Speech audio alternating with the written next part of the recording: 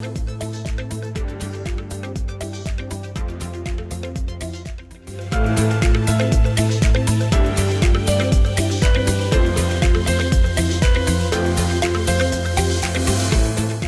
morning, good afternoon, and good evening, distinguished delegates, ladies and gentlemen. I am Viria Galpan. It's my pleasure to be the master observer to this conference as we are about to begin. And I have a few notes to make before we begin today's program. First, please kindly note that the conference is broadcast live from Thailand and Shanghai, China, at the virtual platform www.tbd2021.com. Will be available for you to revisit till the end of January. I would also like to see your cooperation in completing this conference throughout the 3 days program. You will have the opportunity to submit text question to the speaker. By typing your question into the question pane under the live stream panel, you may send in your question, comments, and feedback at any time during the presentation. We will collect this and address them during the Q&A session if time allows in order to further enhance the fruitful discussion among us. On behalf of the Thai Business Incubator and Science Park Association, or Thai-BISPA, I would like to extend a very warm welcome to all of you to the 2021 Thai-BISPA Day and 2021 AABI Summit and Award Ceremony. For the past decades, Thai government has issued many national policies to move our country towards knowledge-based and industry-based economy. Therefore, it is necessary to strengthen our technology capacity among Thai enterprise, especially technology-based and innovation-driven business, which are considered country economy warrior. Science Park and Technology Business Incubator are two main and effective mechanisms to drive the country towards such knowledge-based economy. Currently, there are more than 80 business incubators and science parks located across the nation.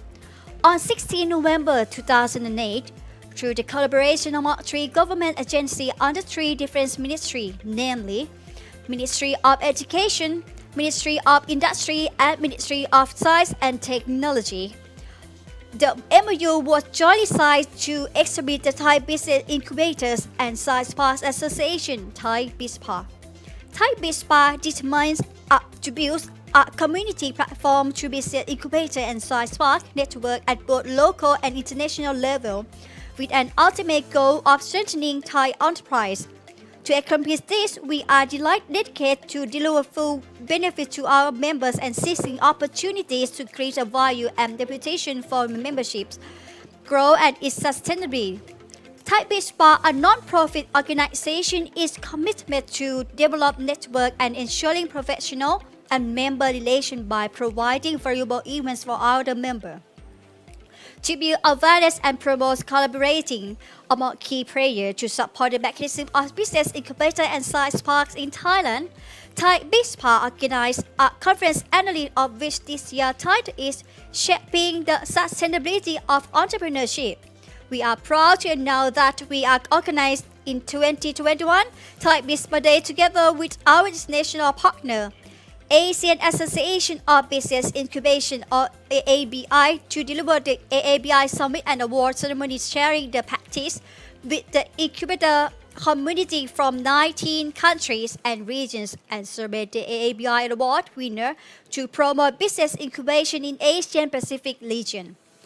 2021 AABI Summit and Award Ceremony is co-hosted by AABI, Thai-BISPA, and the Ministry of Higher Education, Science, Research and Innovation, which kindly support this event. We appreciate you taking this time of your busy schedule to join us today. We hope you will capture good practice and find potential partner for the comprehensive collaboration in the near future. We have a lot lined up for you to be engaged in these 3 days. To begin this program, we are pleased to have Associate Professor Sakarin Pumirat, Thai-BISPA President, to deliver the welcome remarks to all participants. Please give him a big round of applause.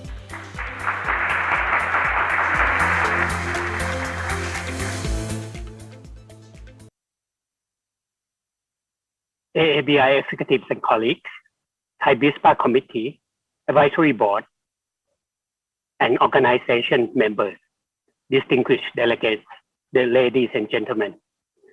On behalf of the hosting organization, I would like to extend our warm welcomes to all of you to the first ever virtual conference of 2021 Thai-BISPA Day and 2021 AABI Summit and Award Ceremony. Thai Business Incubators and Science Parks Association, or Thai-BISPA, was founded in January 2009 as a nonprofit organization dedicated to the development of business incubators and science parks in Thailand. The association is served as a focal point of collaboration, business networking, and linkage knowledge sharing, and capacity development and strengthening for business incubator centers and science parks operations. To leverage the national innovation system and foster collaboration among players along the value chain of entrepreneurial support in Thailand, Thai-BISPA organizes a conference gathering the global network of innovation-driven ecosystem annually. This year, we have agreed to host our annual event virtually with our international association partner, the Asian Association of Business Incubation, the AABI, to overcome the obstacles during the pandemic, and at the same time, sharing the valuable contents to a wide audience across the world. Thai-BISPA Day 2021 and AABI Summit and Award Ceremony 2021, entitled Shaping the Sustainability of Entrepreneurship, is being held from the 23rd to the 25th of November 2021. The event features prominent speakers from entrepreneurship supporting organizations, corporates, and innovation leaders dedicated to cover a wide spectrum of discussion related to sustainability of entrepreneurship in the new era. The conference composed of multiple sessions tackling important topics on ecosystem building to support the strong entrepreneurship development in different contexts from many key actors. They will address the magnificent strategies to support the sustainability of innovation-driven entrepreneurship at the national and global level. Besides the knowledge and practice sharing session, we also provide opportunities for high potential entrepreneurs to showcase their business through virtual booth exhibitions. This year, we co-organized the event with local and international strategic partners, namely the Ministry of Higher Education, Science, Research and Innovation, Asian Association of Business Incubators, National Science and Technology Development Agency, CPO Group, Bangkok Bank, and many more. There are more than 50 exhibition booths, including promising entrepreneurs from 7 countries and regions, award-winning business incubators, government agencies, and national entrepreneurship supporting organizations.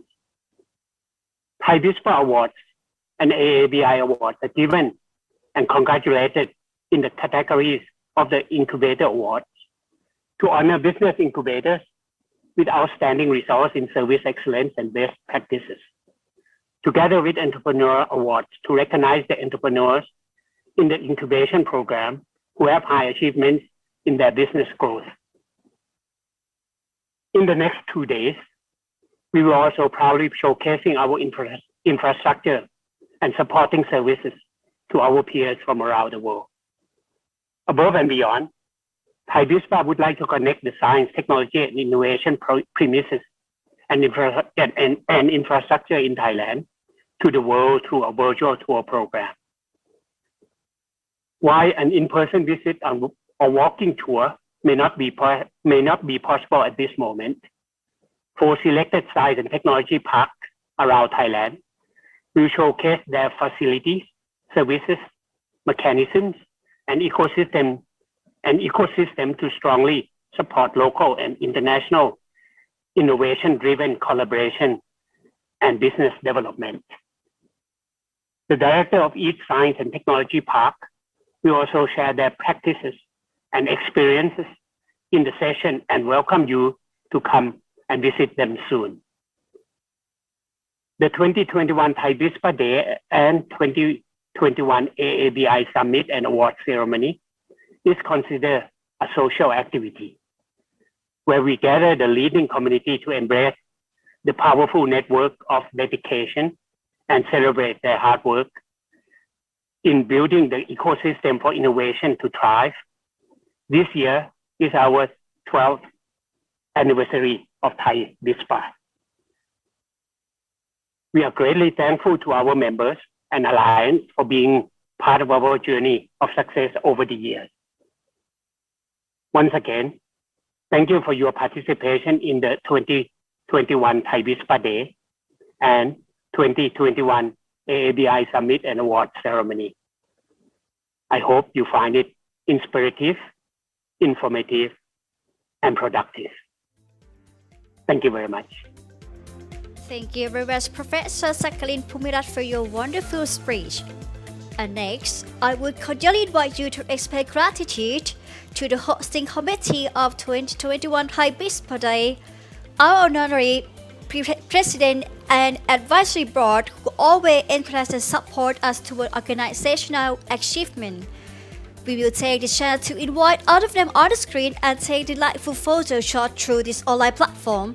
Please welcome Thai-BISPA committee. And please allow me to count down from 3 to 1 and take photos together. Alright? 3, 2, 1.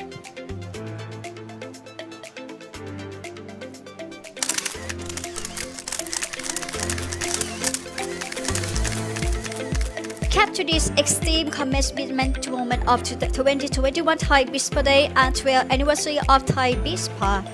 Thank you, Executive. We are so delighted to have you all here despite of the COVID pandemic that prevented us from meeting in person at this social event.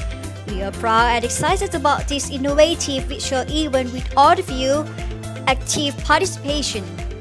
And next, please welcome Thai-BISPA Advisory Board. And yes, please also allow me to count down from 3 to 1 again. Alright, 3, 2, 1.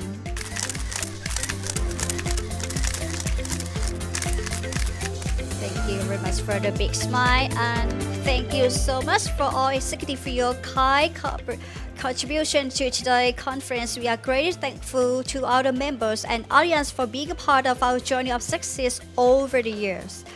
The program is now officially launched with great hospitality from our Thai community. Moving right along, it is now my pleasure to introduce our keynote speaker, Mr. Ali Amin, the CEO of UBI Global. The UBI Global is an innovation intelligence company and community founded in 2013 in Stockholm, Sweden, and identify where innovation hubs are located worldwide and to learn and share what makes them successful. As facilitator of the business incubation and celebration ecosystem, UBI Global connects corporation and government with innovation thinker and doer globally. Today, the community consists of over 700 incubators and accelerators together with their 20,000 startups, and they are either linked to university or are privately, publicity or corporate run.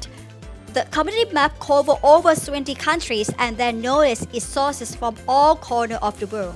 Today, Mr. Ali Amin will be introducing us to the UBI Global and sharing some of findings from global impact study called The Triumph of Innovation. Please join me in welcoming Mr. Ali Amin, the CEO of UBI Global, to be on the stage. Sawadee-ka, Thai-BISPA Day. Thank you for having me. I hope that the sound works well. To the technicians, you can show my slides. Good morning from Dubai in United Arab Emirates. I'm going to share with you why I am here, but I'm honored to be with you at least today from my Airbnb hotel here in Dubai in the marina. I want to start out by sharing a little bit about who I am and what I do, because I got that exact question from my mother the other day. I usually call my mother every Thursday, Friday, to kind of have a chat. And she asked me, after a while, Ali, what is it exactly that you do? And then after a while, why are you doing that? She asked. And it's a little bit strange to come in 15 years later asking that, but this is what I told her, that, Mom, that I went to university around 10 years ago, or I graduated 10 years ago at least, and I was approximately 5 kilos lighter back then. And upon my graduation, the only thing that I wanted to do was to work with something internationally. That was what my heart wanted, and something that I really longed for. I went to university, to Linköping University, which is a student university, a couple of 2.5 hours south of Stockholm, doing a master's in industrial engineering and management. I have a minor in computer science, but my economical focus was entrepreneurship. And I told Mom, I studied entrepreneurship and I want to do something around innovation entrepreneurship, but on an international scale. So when I was about to write my master thesis, the topic from my professor that suggested that, what, Ali, you should take a look at incubators and accelerators, especially the ones connected to universities. And this was 2011, 2012, and I had no idea what incubators and accelerators was, what their purpose was, and who they were around the world. And he said, well, the professor, he said, there is missing piece in the research when it comes to identifying, the best programs, what drives them for success, and how you can measure that type of activity. And in academic world, that's very important. Can't you take a look at that? And I said, well, I don't know. I don't believe in that type of entrepreneurship. Well, he said, that's exactly why you should do it. And here's a proposal.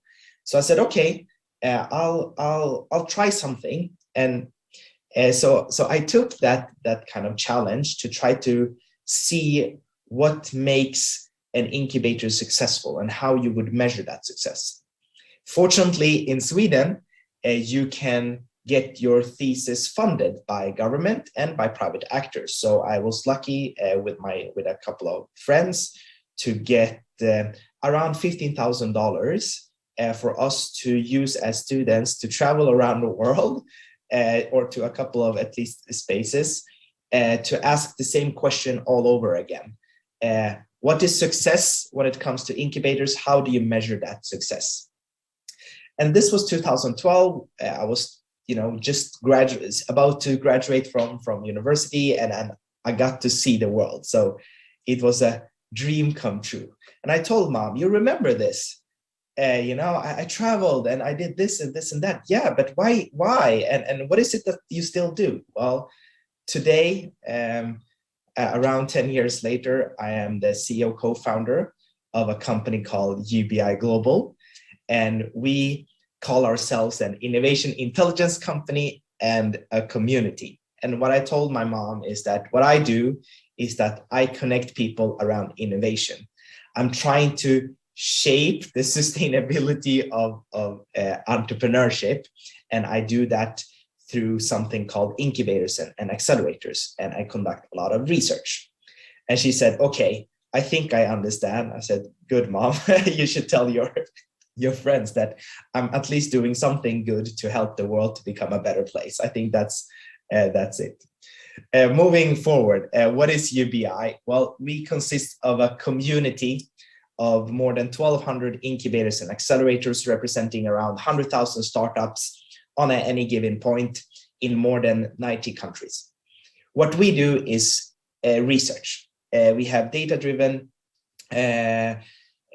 foundation when it comes to measuring the performance of incubators and accelerators. And that is actually what the outcome of my master thesis was. We developed a framework which today is being used of more than 1,500 programs around the world to measure the impact and performance of incubators and accelerators.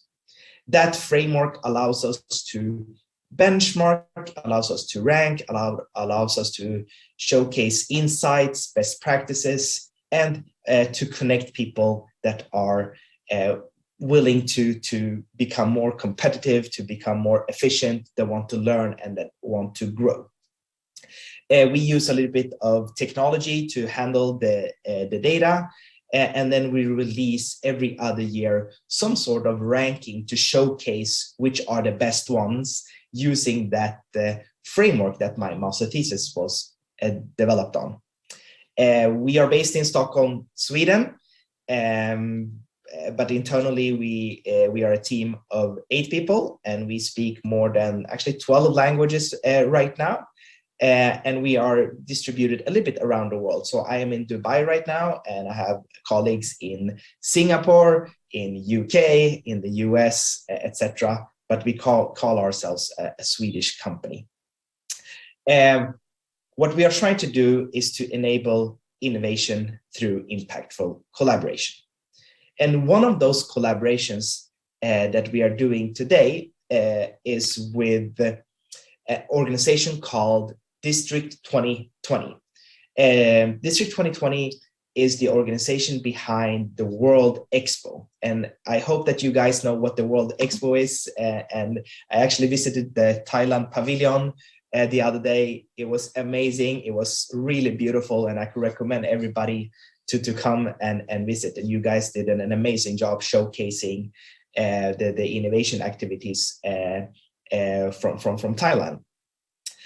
District 2020 have asked UBI to become global innovation partners to help them connect with organizations like yourself, both on Thai-BISPA level, but also as members of Thai-BISPA. What District 2020 wants is to build bridges with you guys. Once the World Expo is over, the entire site is going to be repurposed as a future innovation hub. So if you have startups that have global ambitions that wants to grow into Europe, into Africa, or even into North America and South America, District 2020 and the MENA region is a great launchpad of doing that. So UBI and District 2020 have come to an agreement to collaborate together to bring the world a little bit closer around building bridges, and we are conducting that through a couple of projects. And today I'm going to talk about one of those projects and give you kind of a sneak preview of something that we will be releasing shortly. District2020.ae is the place to go, and if there's anybody that are interested to come to the expo to connect with District 2020, I hope that you have my email at the end of the presentation, and I would love to engage with you guys. Moving forward, as you all know, 2 years ago, or what, almost 2 years ago, a year and a half, a little bit, almost 2 years ago, the pandemic actually started without nobody knew, and the world was going to be forever changed. And that, of course, also affects the innovation ecosystem and the innovation space. I would say it's one of those periods in history, in time, where it's going to be a notable paradigm shift around how we engage and operate when it comes to business, when it comes to pleasure, when it comes to all parts of society. And you all have felt it, and we are still in it. And it's a huge effect and change on the world. So when the pandemic started, even us at UBI, we kind of felt it in that sense. And there was a lot of questions that kind of came up internally with our team. And you know, as researchers, as we are, we were really interested to know, okay, what will happen around innovation activities, around entrepreneurship, around engagement, especially with incubators, accelerators, with the startups. Will they grow? Will they close down? Will the world stop? Or what's going on? So we try to think quite a lot to see and set up hypotheses and to see to explore what will happen. And one of those questions that kind of immediately came up was around success and growth. You know, the pandemic has always been around, unfortunately, fatalities. It has been, unemployment. It has been so many dark and bad news. We decided to focus on the positive factors of the pandemic. And you know, as a contributor to research and insights, we really want to showcase that, you know, it doesn't matter what type of situation, there's always some angle for success and growth that will help, you know, the society to evolve and go further. So were there any successful engagement and factors during the pandemic, especially around incubators and accelerators? And can we harvest that? Can we try to identify who they are, what they are doing, and share that insight back to the world? So that was kind of what we were thinking quite a lot. And we decided to do a research around it. Of course, we had to wait a little bit. So we waited approximately a year and a little bit more than a year to kind of start asking these questions to our community. So what we did was to launch a study that we called Triumph of Innovation. Triumph of Innovation has, during this summer and this fall, invited 2 actor groups. Number 1 is our community of incubators and accelerators. And number 2 is the community of corporate innovation teams. UBI, we truly believe that corporations, incubators, and startups is a great collaboration platform to work together. But we need to bring them closer. We need to showcase of how to operate, why to operate, how we can grow together and not in silos. So we thought, okay, let's use this pandemic, let's use the success growth factor and speak with these 2 target groups and bring them together. We interviewed more than 250 organizations for as an assessment for the study, and of those 250 organizations, 150 started a survey that we did, and of those 150, 92 of them completed all of the steps. And today I want to share some fresh data from those 92 plus the 50 that partially finished to you guys. And these numbers and the slides that I'm about to show is exclusive and the first time release for Thai-BISPA Day. We will announce this in 2.5 weeks time. I will talk about that shortly, but you guys are the first to see it. So again, these are some insights and interesting facts that we have found from the study to try to identify success and growth from incubators and corporate innovation teams. I hope that you're ready. So we'll just start with the first one. Of course, we were interested to know when it comes to enrollment. And when I speak about enrollment, it's about startups. So during the pandemic, has the enrollment to join an incubator increased or decreased, basically? What has happened now with that shift? So we asked our survey respondents, our community, in comparison to 2019 to 2020, how has your enrollment of startup changed?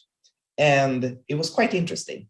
What we found that 48%, so almost half of our members, said that it had increased. So they actually have more startups working with innovation during the pandemic. Okay, so that's interesting. People are at home, have a lot of ideas, and some of these incubators try to capture that. So almost half of our members said it had increased. Okay, that was quite interesting. Then we tried to figure out, okay, so that incremental, is it within specific area? What type of companies is it that have led to that incremental increase in that sense? Well, we found that 48%, so almost half of the startups that joined, is focused on software. 11% of the startups is working hardware, and 41%, like, there's no change. It's still the same type of companies that joined. So apparently, during the pandemic, we have been more digitalized, so more software companies than usual. This was something that we kind of could have guessed in that sense, but I'm still surprised that a lot of hardware companies have been going and been developing. Okay, then we asked, the incubators. So how did you actually incubate these startups? How many of them did you do physically enroll? Where did you go? Did you go virtually, etc.? How did you engage with them, with your program? Well, with no surprise, in 2019, only 24% of the startups were virtually enrolled. In 2020, 65%. So it's almost, three times an increase of virtual enrollment. And this is a very big shift that we have seen, of course, from all of the incubators. And of course, I can imagine it's the same for the Thai ecosystem, that everybody needed to change the way they operate, so that they can still engage and nurture innovation.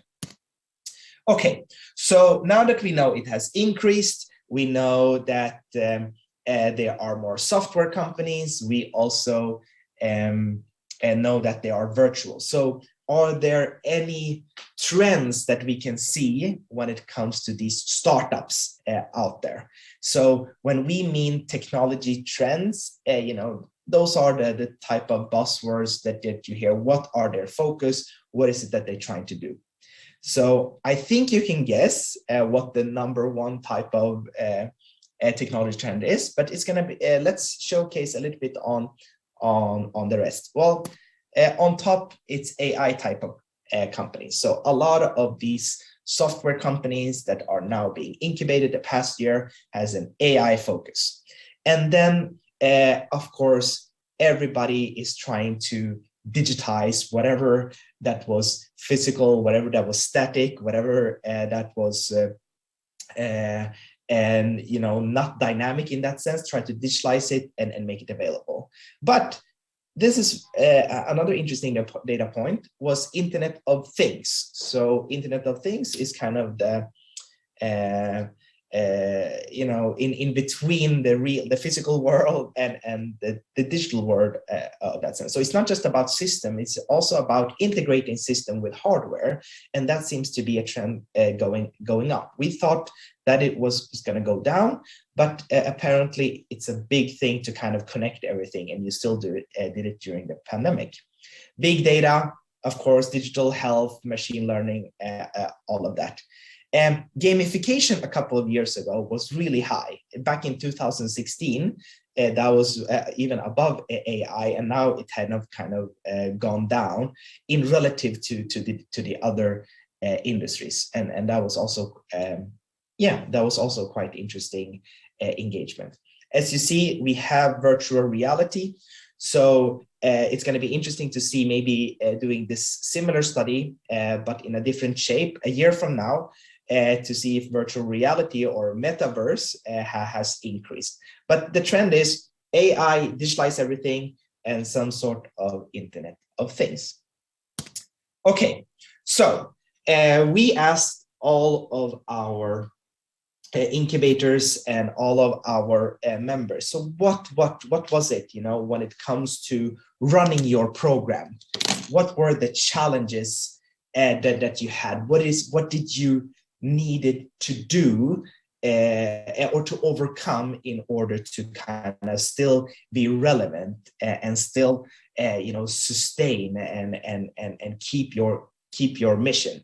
And so we interviewed all of them. We put those interviews into a word cloud type of engagement to try to kind of figure out what everybody was saying. So here is some of the challenges that the incubator managers and the corporate manager, or especially the incubator managers, shared with us, as part of the study. The number one challenge was sponsorship attraction.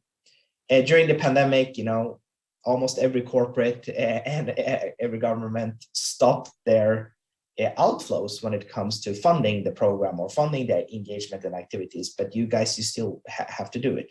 So I think that's a role that UBI has to play to still be an advocate for incubation accelerators for corporates, to show them, hey, you cannot stop when it comes to pandemics and other stuff. That's when you basically need to double down on your engagement so that these guys can continue growing, etc. And here are some of the success stories. That is what we are trying to do.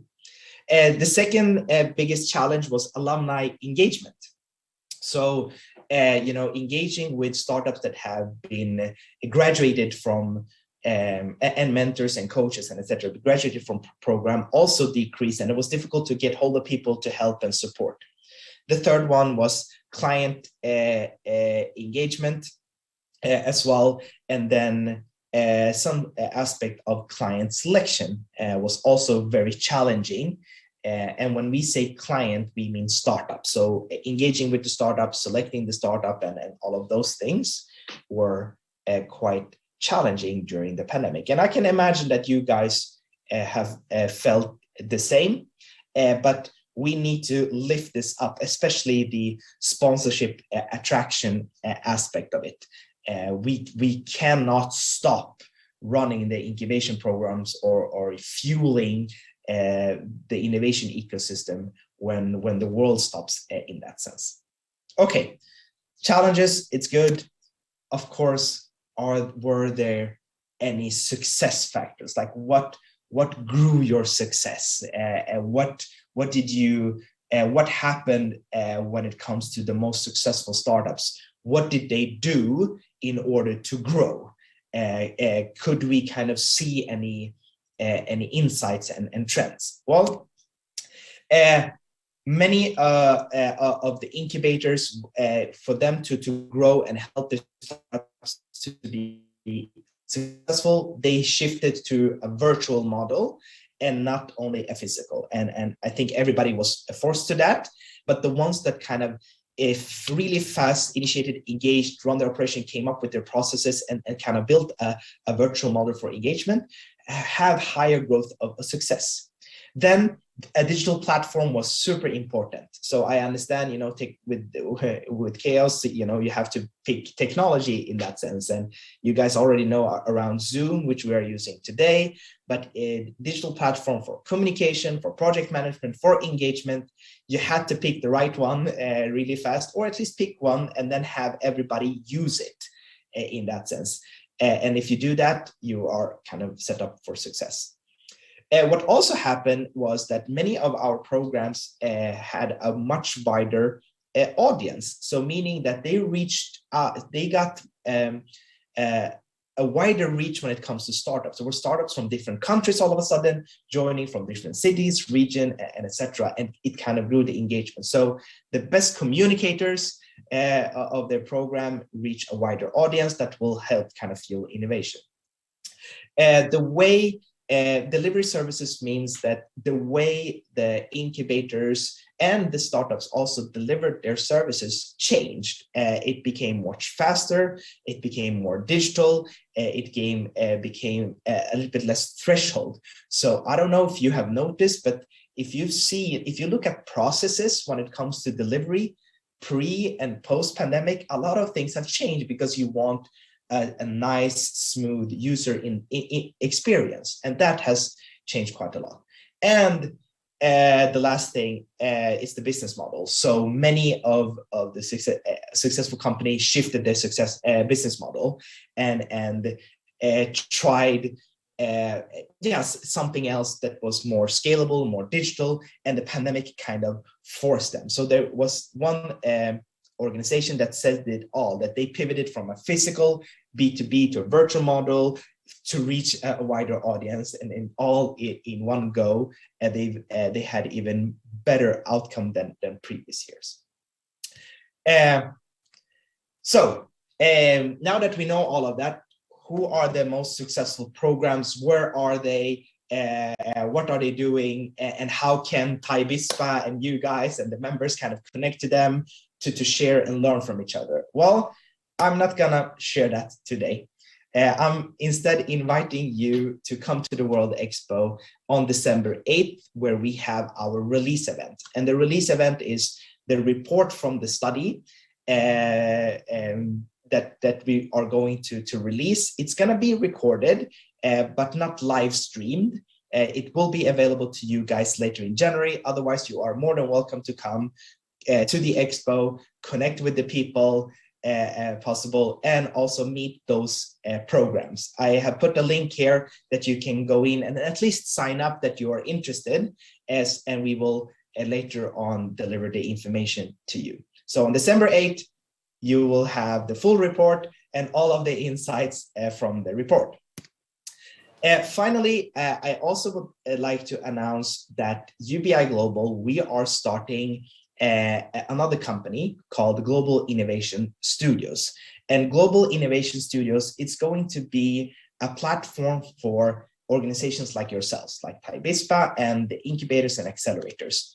And what we want to do with Global Innovation Studios is to help enable the next generation of startups. We're going to offer a set of tools that you guys can use to run and operate and manage and monitor your startups. But the tools will also allow you to benchmark yourself against your global peers. It will allow you to connect and build bridges with international incubators and accelerators. It will allow you to access content library and calendars and events and many, many more. So basically a one-stop shop for incubators and accelerators. And we are releasing the first version on December 8th at the World Expo.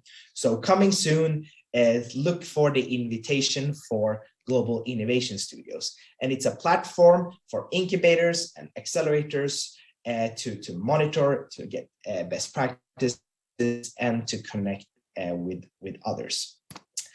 Finally, what I want to end up with is that UBI, as you know, we conduct research. That's how it started. That's what I told my mom. And that is kind of what we are renowned and famous for. So the research that I am inviting the entire Thai-BISPA ecosystem and organization is to join us at the World Benchmark Study that we are conducting in the spring of 2022. It's a set of survey questions based on the methodology and framework that I developed 10 years ago as part of my master thesis, where we invite you to measure your impact and performance. What you will get is later on insights and best practices and processes and a benchmark on your program in comparison to the world, and also analysis and help on how you can grow and develop. The end of the World Benchmark Study is our conference. So in November 2022, we welcome you to the World Incubation Summit. Everybody that participated in the benchmark study has a ticket gather the entire network, where we release our rankings, where we share the insights, best practice, we showcase the benchmark, and we have our global and awards ceremony to give recognitions to the best ones. And I have 4 seconds left. That is UBI. I hope that you found something interesting that we shared today. And we welcome you to join us for enabling innovation through impactful collaboration and data. Kapunka. Thank you so much, Mr. Ali, for your informative presentation, which provide us the global landscape of how business incubator and accelerator, as well as cooperative innovation team, took operational challenge and turned it into innovation growth and success during the pandemic. Thank you very much. Now, let's move to the next exciting moment of Out of the World ceremony. Each year, Thai-BISPA recognizes business incubation center and science parks with proven track record of excellence. These organizations and the outstanding companies they serve are the foundation of socio-economic growth in communities around the world. Therefore, Thai-BISPA awards are given out in 2 main categories: Incubator of the Year Award and Incubating Award to celebrate the heart of business incubation and entrepreneurship through the national recognition. This year, quite special year of which we have collected the award nomination from previous year and pursued to the ceremony for 2020 and 2021 Thai-BISPA Award. Let's begin with one of the most prestigious awards, Thai-BISPA Incubator of the Year Award. Any Thai-BISPA full member is eligible to be a candidate for the category of award. It is the size of the business incubator that matter to the judge. It is the incubator quality of the service and how the client has succeeded in relation to the resource they have available. We are looking for high-impact entrepreneurship programs that showcase excellence in sustainability growing company that drive economic growth. It is well accepted that the winning Thai-BISPA Incubator of this year award generates national and community recognition of the excellence of the business incubation program. This is now time for me to announce the recipient of 2022 and 2021 Thai-BISPA Incubator of the Year Award. Please join me in congratulating, and the winner goes to Business Incubation Center, Prince of Songkla University Science Park.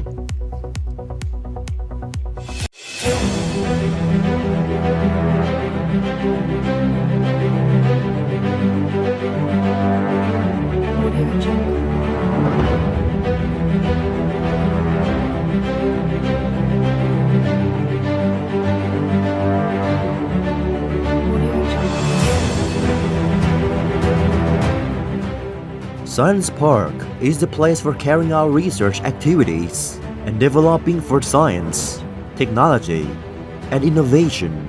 There will be researchers, research resources, and research and development activities of research units of the private sector, government sector, and higher education institutions.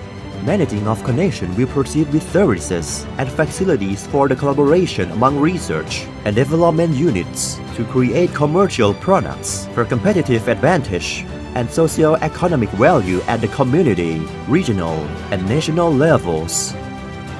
Southern Thailand Science Park is managed as a regional science park network science park, supported by RSP, Science, Research, and Innovation Promotion and Utilization Division.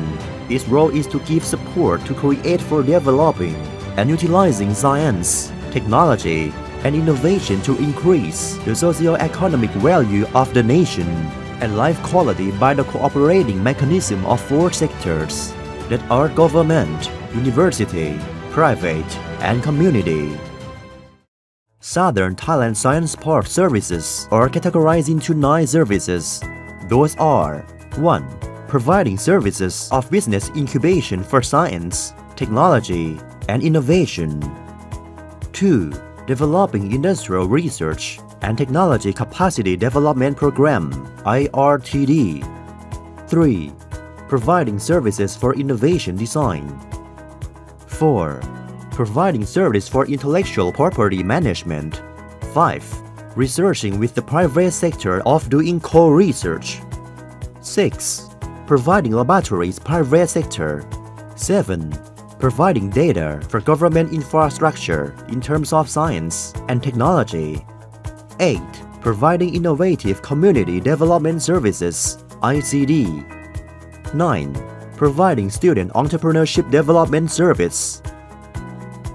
Southern Thailand Science Park is ready to support and develop technology and innovation for the private sector and community for having human power working with technology and innovation at every level to let the nation have economic and social stability and sustainability by science and technology with complete facilities and personnel who are willing to give service surrounding by a natural and welcoming atmosphere.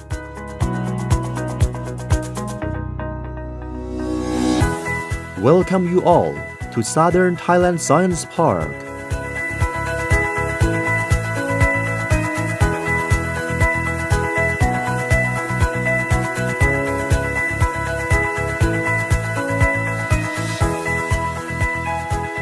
May I invite Assistant Professor Kamran Pitak, the Director of Prince of Songkhla University Science Park, to say some words.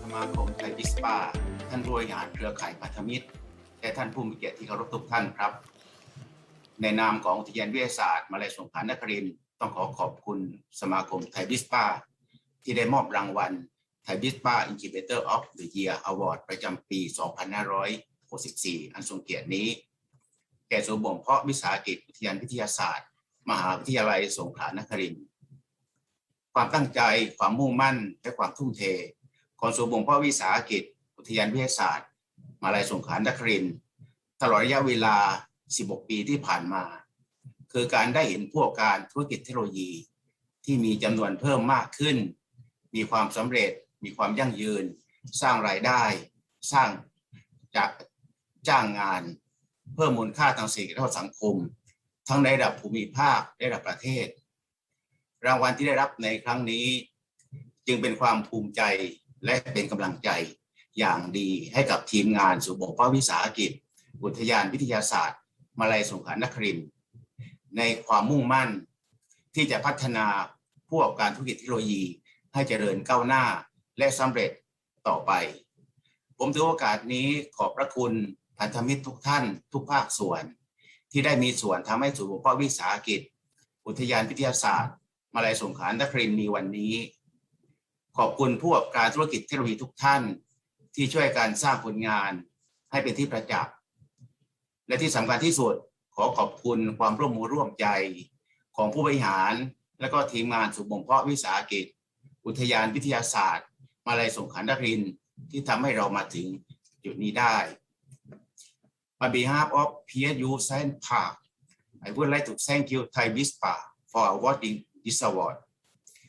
Thank you key partners from all sectors who have supported and contributed to the success of Business Incubation Center, PSU Science Park.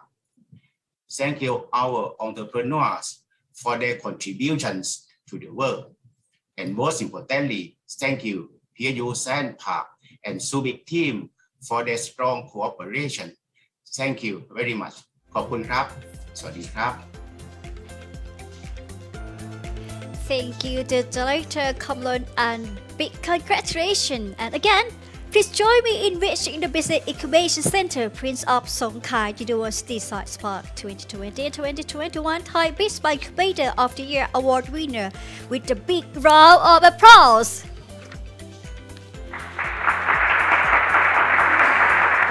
All business incubation centers have companies of which they are particularly proud. Thai-BISPA Incubating Award are given to recognize the entrepreneurs in incubation program who have high achievements in that business growth. This award provides the opportunity to showcase the client in incubation industry worldwide and to the public. Organization members have the opportunity to nominate the potential enterprise to win the Incubating Award in the 4 subcategories, which are the Best Incubating Award, Incubation Award for Potential Technology Transfer, Incubation Award for Potential Internationalization, and Incubation Award for Promising Entrepreneur. And this year, we have received 21 nominations from 10 organization members, namely Chiang Mai University Science and Technology Park, Khon Kaen University Science Park, King Mongkut University of Technology Thonburi, แม่ฟ้าหลวง Intellectual Property Management and Innovation Division, แม่โจ้ Agro Food Park, Lower Northern Science Park นเรศวร University, Prince of Songkla University Science Park, Technopolis Suranari University of Technology, อุบลราชธานี University Science Park, and Walai University Science and Technology Park. The winner will receive the award plaque and the total prize money value 65,000 Thai baht. That's quite a lot. So, without much delay, may I please call up for the 6 finalists of 2020 and 2021 Thai-BISPA Incubation Award to be on the stage.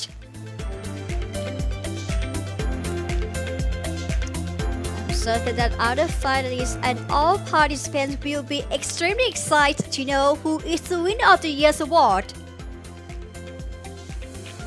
I'm waiting for the result. And now I got the envelope and the result with me. I know you are all excited to meet you.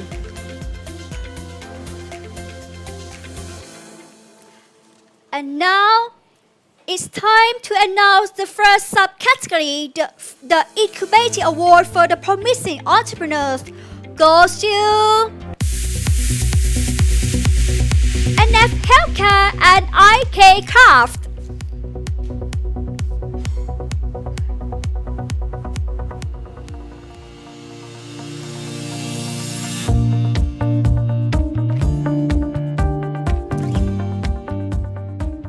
NF Healthcare is the company that has the mission to produce medical devices reducing pressure ulcer risks by Dr. Nalini, who is an anesthesiologist, has been working in hospital. She found that a lot of patients suffering from pressure ulcer or bed sores. The only effective and economic way to solve this problem is to find pressure distribution material support for high-risk organs such as bony prominent. Dr. N Medigel has been developed by modifying a molecular structure of natural para-rubber to be viscoelastic polymer gel with pressure distribution property and desired shapes to support various organs. A proof of concept has been pursued both in laboratory tests and clinical trial with biocompatible and zero allergy protein.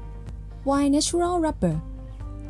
Sticky, durable, highly flexible, and remain unchanged after long use. Its shape and softness can be adjustable as required. Natural rubber can be well ventilated, so there will be no heat trap inside like synthetic rubber or other materials. It remains unaltered when wet. Dr. N Medigel's products had been undergone comprehensive compression testing using a standard compression testing machine from the USA called FlexiForce. It was found that Dr. N Medigel's products were able to absorb compression at nearly 50%. Current beachhead market of NF Healthcare are public hospitals across Thailand.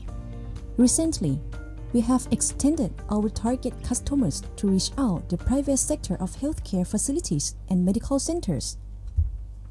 At the same time, we also develop products for end users associated with the global trend of aging society. Now, we are in the elderly world. The elderly who have risks of pressure ulcer increasing every day, but young people reduced. Our new product reduces load of manpower with the new technology, flipping bed and Dr. N Medigel mattress with smart bed software for changing patient's position automatically every 2 hours with 1 digit.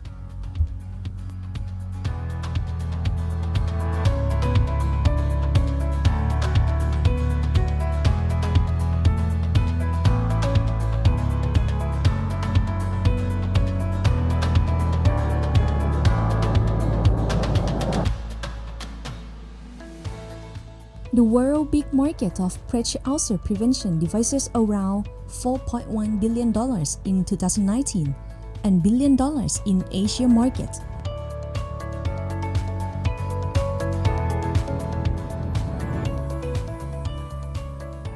When COVID-19 pandemic on over the world, severe case of COVID-19 developed respiratory distress and hypoxia need prone position to improve oxygenation. So, Dr. N Medical products can help all patients. Our company grows from research and development for 10 years. We have doctors and engineers to develop new innovative products with intellectual properties. Many awards guarantee. International standard industry for medical devices. Professional team ready to work with you. We are NF Healthcare. We care your health. Healthcare is in the incubation program of Prince of Songkhla University Science Park. So now the next is Assistant Professor Nalini Gowitwanawong. She will give us a little speech.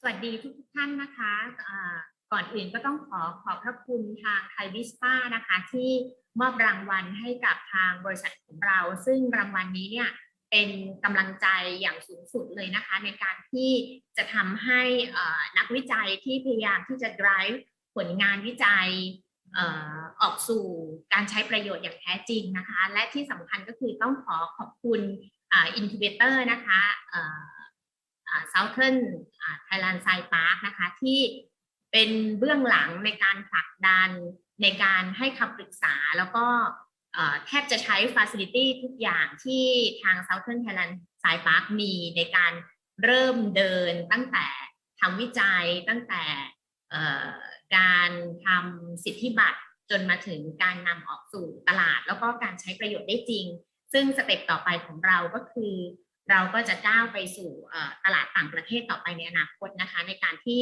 จะทำมาตรฐานเครื่องมือแพทย์ค่ะขอบพระคุณทุกท่านสำหรับรางวัลที่ได้รับในวันนี้ค่ะ so on behalf of NF Healthcare Company I'm Dr. Nalini the founder of this company I would like to say thank you to Thai-BISPA for giving us the reward is like very proud and empower our team to build the research to world market in the future. Thank you very much. ขอบคุณค่ะ Thank you Assistant Professor Nalini สวัสดีค่ะแพรจาก IK Craft บริษัทของเราเริ่มต้นจากการเป็นผู้ผลิตสิ่งทอและพรมมามากกว่า30ปีโดยเราเลือกที่จะตั้งโรงงานอยู่ที่จังหวัดขอนแก่นเพราะต้องการสร้างงานให้กับชาวบ้านในพื้นที่ที่มีฝีมือในการทอผ้าในตอนเริ่มต้นเราเริ่มจากพนักงานเพียงแค่7คนจนวันนี้เราสามารถสร้างงานให้กับชาวบ้านได้มากกว่า600คนด้วยประสบการณ์และทีมงานที่มีความพร้อมเรามุ่งมั่นที่จะพัฒนานวัตกรรมใหม่ๆมาใช้ในการผลิตสิ่งทออยู่เสมอในปี 2019 จากเหตุการณ์การแพร่ระบาดของโรคโควิด -19 ทีมวิจัยของเรานำเทคโนโลยีเส้นใยเอ็กซ์เ g นซึ่งเป็นเส้นใยที่มีคุณสมบัติในการยับยั้งเชื้อราและแบคทีเรียมาพัฒนาต่อจนประสบความสำเร็จออกมาเป็นเส้นใยยับยั้งเชื้อไวรัสคิวไวราคิวไวราใช้ซิงค์นาโนเทคโนโลยีผสมผสานเข้าไปในเส้นใยผ้าทำให้มีคุณสมบัติยับยั้งเชื้อไวรัสได้มากถึง 99% ในการทดลองพบว่าเชื้อโรคสิ้นสภาพมากถึง 70% ตั้งแต่สัมผัสแรกนอกจากจะยับยั้งไวรัสได้อย่างรวดเร็วแล้วผลิตภัณฑ์คิวไวรายังสามารถยับยั้งเชื้อแบคทีเรียเชื้อราไรฝุ่นและมีอายุการใช้งานที่ยาวนานเพราะไม่ใช่แค่การเคลือบสารเคมีบนผิวผ้าจึงสามารถนำมาซักและใช้ซ้ำได้มากกว่า150ครั้งโดยประสิทธิภาพยังคงอยู่มากกว่า 99%คิวไวราเป็นเทคโนโลยีที่น่าภูมิใจของคนไทยที่ได้รับมาตรฐานระดับสากลทุกคุณสมบัติของเส้นใยคิวไวราผ่านการทดสอบมาตรฐานจาก lab เฉพาะทางอย่างคุณสมบัติยับยั้งเชื้อไวรัสได้ผ่านการทดสอบมาตรฐาน ISO 18184 มากถึง3สถาบันทั้งในอเมริกายุโรปและเอเชียผลิตภัณฑ์ยับยั้งเชื้อไวรัสที่สามารถทำได้จากเส้นใยคิวไวราอย่างเช่นหน้ากากถุงมือผ้าเช็ดมือพรม หรือผลิตภัณฑ์อื่นๆที่ทำมาจากผ้าเราก็สามารถนำเส้นใยคิวเวราเข้าไปผสมผสานผลิตออกมาเป็นผลิตภัณฑ์นั้นได้เช่นกันนอกจากจะปกป้องเราให้ปลอดภัยจากเชื้อโรคอันตรายต่างๆแล้วยังเป็นผลิตภัณฑ์ที่สวมใส่สบายและช่วยลดการสร้างขยะให้กับโลกอีกด้วย Business Model ของเราเน้นการสร้างงานในอุตสาหกรรมสิ่งทอสร้างการเติบโตด้วยการสร้างเครือข่ายซัพพลายเชนกับโรงงานที่ถูกย้ายฐานการผลิตและประสบปัญหาขาดออเดอร์เราจะเข้ามาสร้างความสามารถในการแข่งขันให้กับอุตสาหกรรมสิ่งทอของไทยให้กลับมามีบทบาทตั้งแต่ลงปั่นลงทอลงย้อมลงตัดเย็บด้วยการใช้เทคโนโลยีคิวไวราสร้างผลิตภัณฑ์ที่มีดีไซน์ทันสมัย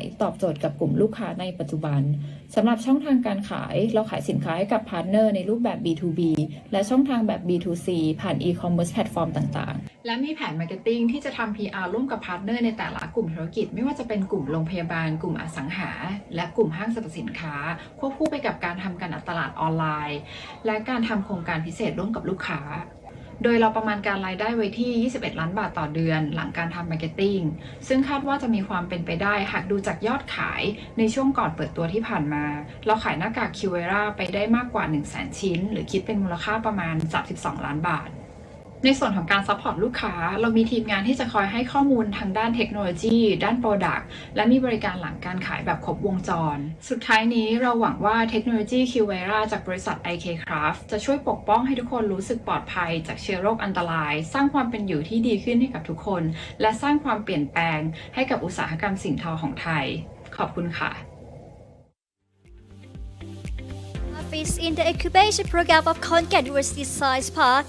Next, may I invite Dr. Kisana Sukhbun Sathit for the message.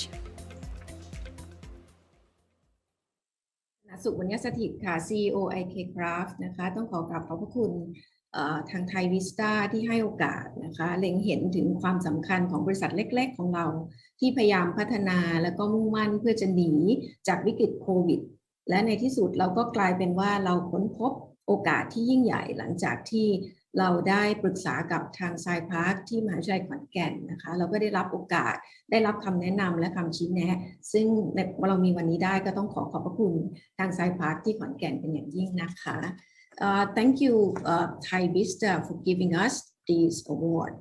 The accomplishment is a remarkable step for IK Craft Company. We located in the middle of nowhere in Ban Pai District, Khon Kaen.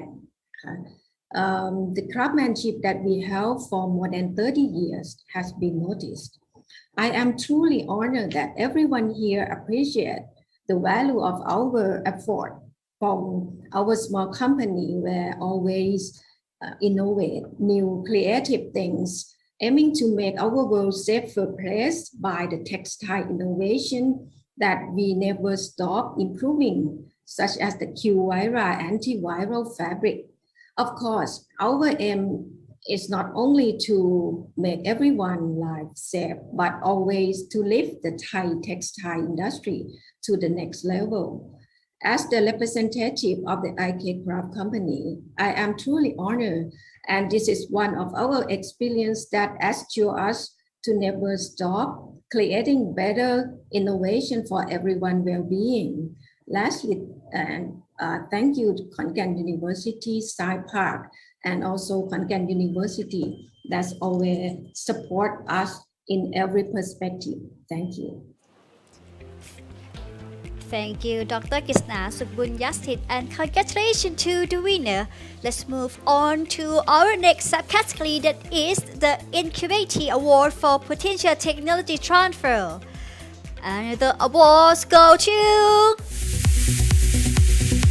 SmartMed Group 2019 and Walai Biocontrol. สวัสดีครับท่านคณะกรรมการทุกท่านนะครับผมนายสรัญ ธรรมาสิริกุลกรรมการผู้จัดการบริษัทสมาร์ทเมดกรุ๊ป2019จำกัดครับบริษัทของเรานะครับมีวิสัยทัศน์ที่ต้องการจะเห็นคนไทยได้มีโอกาสใช้เครื่องมือแพทย์ที่ผ่านมาตรฐานสากลและรวมไปถึงมีองค์ความรู้ในการผลิตที่เกิดขึ้นในประเทศไทยนะครับแล้วเราเองนะครับมีภารกิจที่จะเป็นแนวหน้าในการพัฒนาและผลิตเครื่องมือแพทย์ของไทยเพื่อแข่งขันกับตลาดโลกให้ได้นะครับโดยที่เรามีโค้ดประจำบริษัทก็คือ Innovation for Better Life นะครับบริษัท Smart Med Group นะครับเกิดขึ้นครั้งแรกเนี่ยภายใต้ Smart Lab นะครับโดยการนำของท่านรองศาสตราจารย์ดร.อนัทขันธชวนะอาจารย์ประจำภาควิชาวิศวกรรมเครื่องกลมหาวิทยาลัยเทคโนโลยีพระจอมเกล้าธนบุรี นะครับซึ่งท่านอาจารย์เนี่ยได้มีการวิจัยเกี่ยวกับวัสดุทางการแพทย์มามากกว่า20 ปีมีการทำร่วมกับคุณหมอในโรงพยาบาลต่างๆเพื่อพัฒนาอุปกรณ์ทางการแพทย์ในการใช้งานกับมนุษย์นะครับซึ่งพวกเราเนี่ยก็เล็งเห็นถึงความสำคัญของงานวิจัยเหล่านี้ก็เลยได้ทำ spin off company นะครับจากพจก.ธนบุรีเมื่อประมาณ2 ปีที่แล้วเพื่อมีเป้าหมายนะครับในการผลักดันและพัฒนา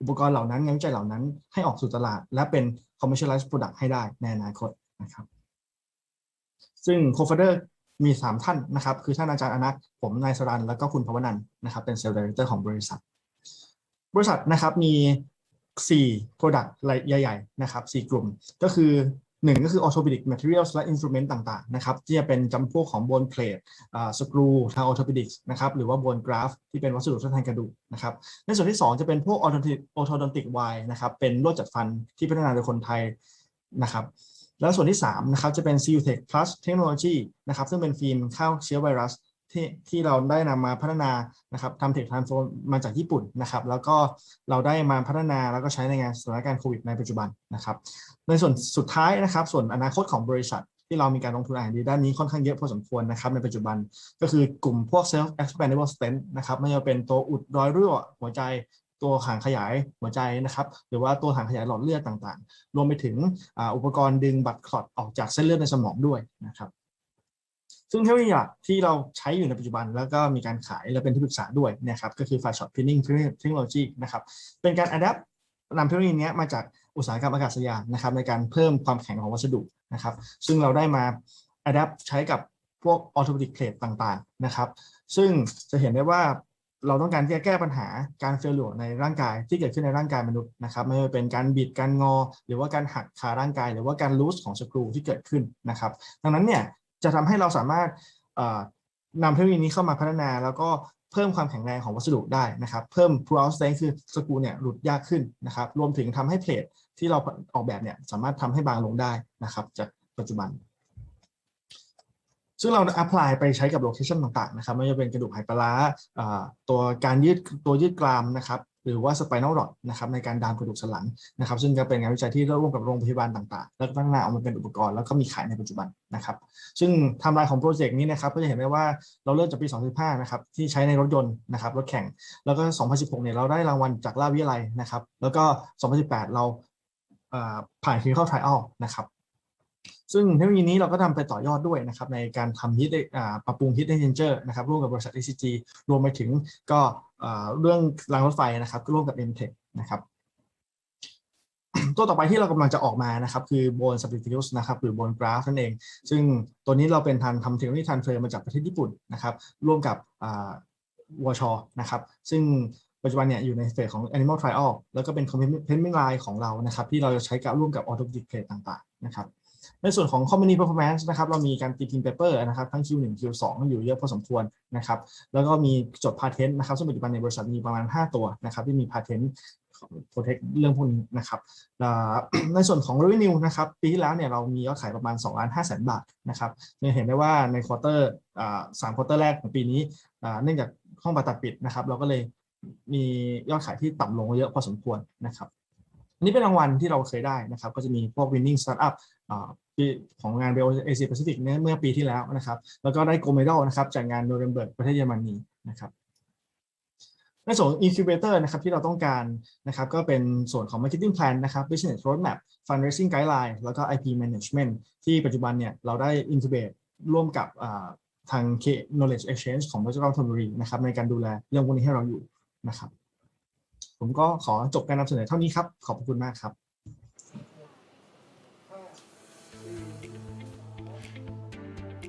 SmartMed Group 2019 is the incubation program of King Mongkut University of Technology Thonburi.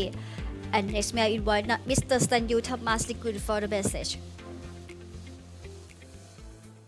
สวัสดีครับผมสรัญ ธรรมาศิริกุลนะครับManaging Director ของ SmartMed 2019นะครับก่อนอื่นก็ต้องขอบคุณทาง Thai-BISPA นะครับที่เล็งเห็นว่าเราสามารถได้รับรางวัลนี้นะครับเป็นเกียรติอย่างยิ่งนะครับแล้วก็ขอแสดงความยินดีกับทุกท่านด้วยนะครับที่ได้รับรางวัลในวันนี้นะครับ First of all, I have to mention my partners and also our company co-founders, Associate Dr. Anat Khanthachapana นะครับคุณภวนันท์ ฤทธาเวช This prize is yours and we have to say on behalf of my company, I have to say thank you to all of judges and also the event creators who create these beautiful events.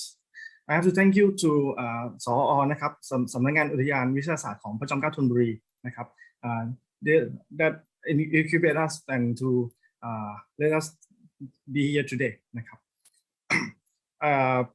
we are looking forward to continue our jobs นะครับ and hopefully one day we can create the good quality medical devices and in a reasonable price for Thai people.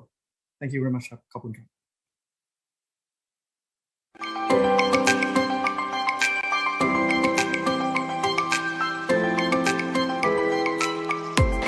บริษัทวอลไลไบโอคอนโทรลจำกัดมุ่งมั่นที่จะสร้างงานวิจัยและพัฒนานวัตกรรมให้เข้าสู่ธุรกิจเชิงพาณิชย์มากขึ้นดิฉันปรารถนาอัตมณีกรรมการและผู้จัดการบริษัทวอลไลไบโอคอนโทรลได้ศึกษาทางด้านการเกษตรและทำงานในสายอาชีพในการเป็นนักวิจัยด้านการควบคุมศัตรูพืชโดยชีววิธีผลิตทดสอบและพัฒนาชีวพันธุ์ทางการเกษตรในรูปแบบต่างๆมากกว่า10 ปีด้วยการเป็นนักวิจัยนี้เองจึงต้องการถ่ายทอดเทคโนโลยีความรู้และพัฒนาในรูปแบบของธุรกิจมากขึ้นโดยทางบริษัทประกอบไปด้วยทีมงานที่เข้มแข็งและมีประสิทธิภาพได้แก่ฝ่ายวิจัยและพัฒนาซึ่งมีความเชี่ยวชาญในด้านของการทดลองงานวิเคราะห์ดินวิเคราะห์จุลินทรีย์ในดินการตรวจโรคพืชและแมลงศัตรูต่างๆมีฝ่ายควบคุมการผลิตซึ่งเป็นกำลังหลักของเราในการพัฒนาและผลิตชีวพันธุ์ต่างๆได้อย่างมีประสิทธิภาพมีฝ่ายธุรการการเงินบัญชีและการตลาดซึ่งมีความเชี่ยวชาญในด้านการตลาดเป็นอย่างดีและที่สำคัญนั้นคือท่านรองศาสตราจารย์ดร.วารินทร์อินทนาซึ่งเป็นประธานบริษัทวไลไบโอคอนโทรลจำกัดท่านเป็นนักวิจัยและนักพัฒนาชีวพันธุ์ควบคุมศัตรูพืชท่านได้ทำการศึกษาค้นคว้ามามากกว่า20 ปีมีความเชี่ยวชาญเป็นอย่างมากและให้คำปรึกษาให้กับทีมได้เป็นอย่างดีบริษัทวไลไบโอคอนโทรลจำกัดเป็นผู้ผลิตและจำหน่ายชีวพันธุ์ทางการเกษตรได้แก่เชื้อราไตโคเดอร์มาเชื้อราบิวเรียและเชื้อราเมทาเลเซียมรับการตรวจวิเคราะห์จุลินทรีย์ในดินและรับการตรวจวินิจฉัยโรคพืชแมลงและอาการผิดปกติของพืชปัจจุบันเกษตรกรด้านพืชของประเทศไทยมีมากกว่า 8.6 ล้านครัวเรือนคิดเป็น 32.29% ของประชากรทั้งประเทศมีมูลค่าการส่งออกผลผลิตมากกว่า 4 ล้านบาทโดยเฉพาะจังหวัดนครศรีธรรมราชมีพื้นที่ปลูกพืชที่ใหญ่ที่สุดของภาคใต้และมีพืชสำคัญทางเศรษฐกิจหลากหลายชนิดได้แก่ทุเรียนมังคุดส้มโอทับทิมสยามปาล์มน้ำมันและยางพารารวมถึงยังมีตลาดรวมพืชผักผลไม้ซึ่งเป็นแหล่งรวบรวมและกระจายสินค้าทางการเกษตรอีกด้วยจึงถือเป็นโอกาสดีในการใช้ชีวพันธุ์ในการควบคุมโรคและแมลงศัตรูพืชเพื่อแก้ปัญหาให้กับเกษตรกรช่วยลดความเสียหายของผลผลิตจากโรคและแมลงศัตรูพืชต้นทุนการทำการเกษตรลดลงต้นทุนการใช้สารเคมีลดลงลดการปนเปื้อนสารเคมีในผลผลิตทางการเกษตรลดข้อกีดกันทางการค้าและลดความเสี่ยงต่อสุขภาพในการได้รับสารเคมีนั่นเองธุรกิจของเรามีความโดดเด่นของผลิตภัณฑ์หลายด้านด้วยกันได้แก่ 1. มีประสิทธิภาพสูงออกฤทธิ์ครอบคลุมศัตรูพืชเพิ่มธาตุอาหารและเพิ่มความแข็งแรงให้กับต้นพืช 2. ประหยัดต้นทุนและแรงงานลดต้นทุนการฉีดพ่นลดขั้นตอนการฉีดสารที่หลายชนิดเกิน 3. มาตรฐานความปลอดภัยระดับสากลปลอดภัยต่อผู้บริโภคและสภาพแวดล้อม 4. มีมาตรฐานความเข้มข้นระดับสากล 5. รูปแบบหลากหลายใช้งานได้สะดวกสบายมากขึ้น 6. ได้รับการยอมรับและต่อยอดจำนวนมากจากเกษตรกรทั้งภาครัฐและเอกชนปัจจุบันบริษัทได้ดำเนินการขออนุญาตในการจำหน่ายชีวพันธุ์และได้ขึ้นทะเบียนเป็นผู้ประกอบการ SME เพิ่มช่องทางในการตลาดของเรามากขึ้นโดยกลุ่มลูกค้าของบริษัทเราได้แก่ภาครัฐและสถาบันการศึกษากว่า 23 องค์กรส่วนภาคเอกชนกว่า 35 สถานประกอบการในภาคเกษตรกรมากกว่า 1,200 รายใน 72 จังหวัดทั่วประเทศไทยบริษัทวไลไบโอคอนโทรลจำกัดเป็นบริษัทที่ได้เข้าร่วมโปรแกรมบ่มเพาะธุรกิจกับศูนย์บ่มเพาะของอุทยานวิทยาศาสตร์และเทคโนโลยีมหาวิทยาลัยวลัยลักษณ์ โดยได้สนับสนุนการเตรียมความพร้อมสู่การเป็นผู้ประกอบการจากการที่ได้เป็นศูนย์ผลิตและบริการ TVC เกษตรภายใต้มหาลัยได้รับการสนับสนุนสำหรับการพัฒนาโปรโตไทป์สนับสนุนพื้นที่ในการจัดตั้งสำนักงานของบริษัทวลัยไบโอคอนโทรลจำกัดสนับสนุนองค์ความรู้โดยมีผู้เชี่ยวชาญด้านการเงินการบัญชีการออกแบบผลิตภัณฑ์และการวางแผนธุรกิจและทีมยังมีพี่เลี้ยงที่ให้คำปรึกษาคอยช่วยแนะนำวางแผนธุรกิจเพื่อเป็นแนวทางไปสู่ธุรกิจที่ประสบความสำเร็จอีกด้วยและสุดท้ายนี้วลัยไบโอคอนโทรลยังคงมุ่งมั่นพัฒนาเทคโนโลยียกระดับคุณภาพชีวิตของเกษตรกรเป็นมิตรกับสิ่งแวดล้อมและอาหารปลอดภัยWalai Biocontrol is in the incubation program of Walai University Science and Technology Park. I would like to invite Ms. Pratana Attamani for a message. สวัสดีค่ะก่อนอื่นนะคะขอบคุณThai-BISPAนะคะที่มอบทุนผู้ประกอบการนี้นะคะแล้วก็เป็นกำลังใจให้กับทีมของเราเป็นอย่างมากนะคะขอบคุณอุทยานวิทยาศาสตร์นะคะมหาวิทยาลัยวลัยลักษณ์นะคะกลุ่มบ่มเพาะผู้ประกอบการนะคะและทีมที่เลี้ยงนะคะที่ให้คำปรึกษาแนะนำเป็นอย่างดีเลยค่ะแล้วก็ขอบคุณทีมบริษัทวลัยไบโอคอนโทรลด้วยนะคะที่ร่วมช่วยกิจกรรมมานะคะและเรานะคะจะตั้งใจเป็นบริษัทจะทำบริษัทให้ประสบความสำเร็จนะคะแต่ก็สร้างสรรค์งานวิจัยนี้ให้ยั่งยืนและเป็นประโยชน์ต่อเกษตรกรให้มากขึ้นค่ะ Hello, I can explain how grateful I am here to having you all today. This was a great honor and privilege. So then I would like to thank you, Thai-BISPA, W Science Technology Park, and also Business Incubation of Walai University. So another big thanks to my beloved team, Walai Biocontrol, for getting us this beautiful value and handling this all the details of planning such an epic event. Our product, service, knowledge, we will bring it and improve to the better way to the entrepreneur. And last but not least, I would like to thank you, all staff.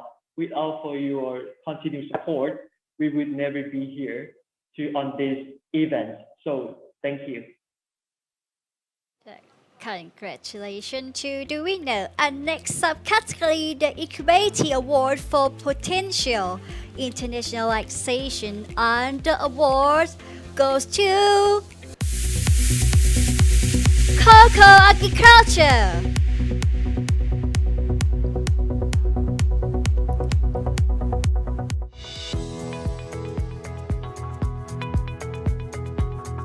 Mr. Anusorn Kwankongbun, Directing Managing Cocoa Agriculture Limited Company.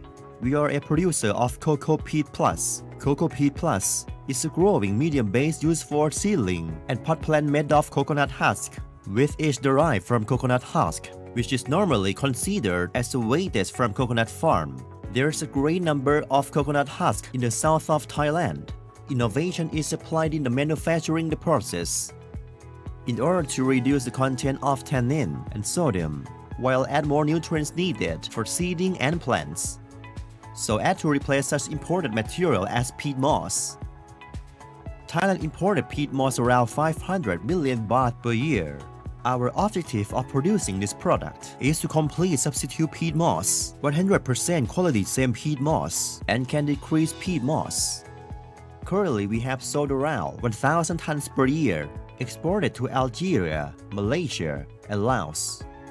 We have helped local farmers to earn more income and reduce the amount of waste. By doing this, the case of pollution was addressed and the environmental problem has been tackled. We are supported by Prince of Songkhla University Business Incubation Center, Science Park. Thank you.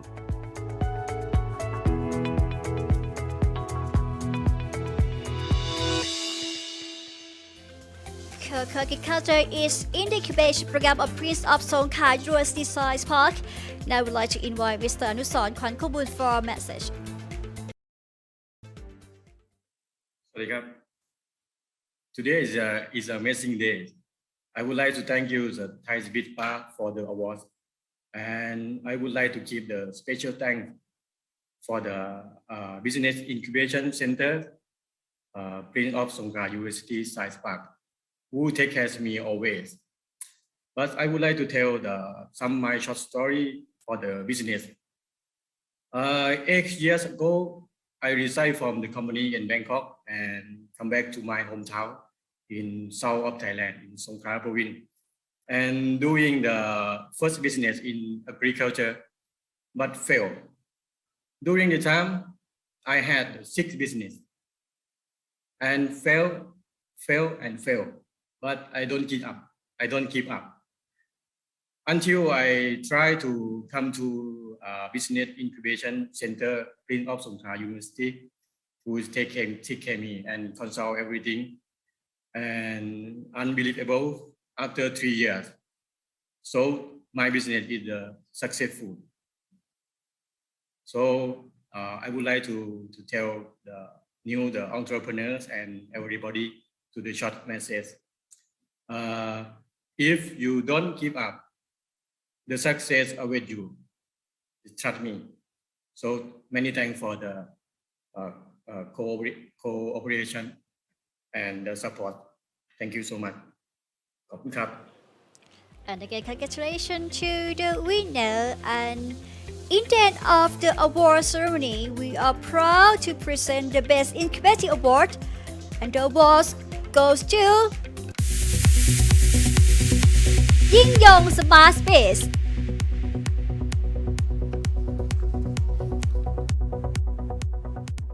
สวัสดีครับผมยงยุทธจงสุวัฒน์ Tiger Cashbox ครับ สวัสดีค่ะปริษาจงสุวัฒน์ Tiger Cashbox ค่ะสำหรับยิ่งยง Smart Biz นะคะเราคือ Solution ค่ะเราเป็นผู้เชี่ยวชาญในการแก้ปัญหา Pain Point ของผู้ประกอบการไทยในเรื่องการจัดการเงินสดและ Cashless ค่ะผลสำรวจนะคะพบว่าการทำธุรกิจในประเทศไทยเนี่ยปัญหาทุจริตมีมากนะคะมากถึง 21% เลยค่ะและ 89% ของการทุจริตนี้นะคะจะเกิดขึ้นจากคนในองค์กรค่ะกระแส Cashless กำลังจะมานะคะแล้วก็หลายๆท่านบอกว่าสถานการณ์โควิด -19 ค่ะเป็นเหมือนอัตราเร่งทำให้ Cashless เนี่ยมาถึงคนไทยเร็วมากยิ่งขึ้นนะคะแต่อย่าลืมปัจจัยบางอย่างค่ะไม่ว่าจะเป็นสัญญาณอินเทอร์เน็ตที่อาจจะยังไม่เสถียรรวมไปถึงปัญหาไฟดับค่ะแล้วก็จำนวนคนที่ใช้มือถือที่ไม่ใช่สมาร์ทโฟนยิ่งในต่างจังหวัดต่างอำเภอนะคะหลายๆปัจจัยเหล่านี้ค่ะทำให้ผู้ประกอบการไทยค่ะจะต้องแก้ปัญหาและก็จัดการเงินสดในธุรกิจของตัวเองเนี่ยไปอีกสักพักอย่างแน่นอนค่ะ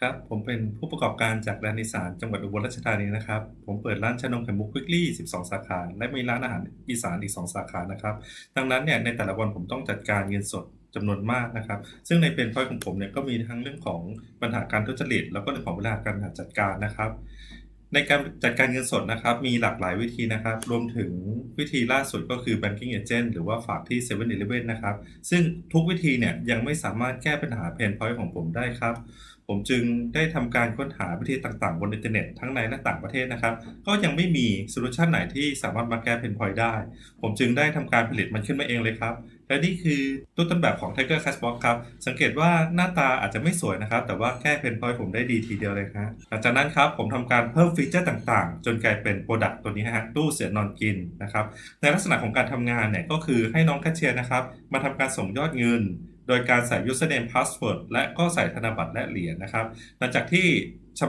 ใส่เงินลงไปเสร็จแล้วนะครับจะได้สลิปเป็นหลักฐานส่วนเจ้าของร้านนะครับก็สามารถใช้มือถือในการมอนิเตอร์ว่าใครเอาเงินเข้าตู้บ้างและใส่ยอดเท่าไหร่นะครับเหมือนกับเป็นการยกตู้ ATM ครับมาไว้ในองค์กรนั่นเองครับและผมยังมีเว็บแอปพลิเคชันนะครับสำหรับให้ผู้จัดการนะครับดูรายงานย้อนหลังได้ครับและจากฟีเจอร์ที่ผมกล่าวมานะครับทำให้เราสามารถบริหารจัดการเงินสดนะครับลดปัญหาทุจริตในองค์กรเจ้าของกิจการเนี่ยก็มีเวลาขยายต่อยอดธุรกิจเพิ่มเติมได้ครับสำหรับ Business Model นะคะตู้นี้เราขายอยู่ที่ 67,900 บาทค่ะซึ่งถ้าเทียบกับค่าล่วงเวลาพนักงานนะคะหรือว่าค่าเดินทางค่าน้ำมันของผู้ประกอบการก็จะคุ้มค่าและคืนทุนภายใน1 ปีเลยค่ะและสำหรับตัวตู้นี้นะคะตอนนี้เรายังไม่มีคู่แข่งในตลาดค่ะเรามีตู้เทียบเคียงที่ทำงานใกล้เคียงซึ่งเป็นตู้นำเข้านะคะแต่สินค้าของเราถูกกว่าถึง5 เท่าค่ะและตู้นี้นะคะเราได้ทำการจดอนุสิทธิบัตรเรียบร้อยแล้วค่ะ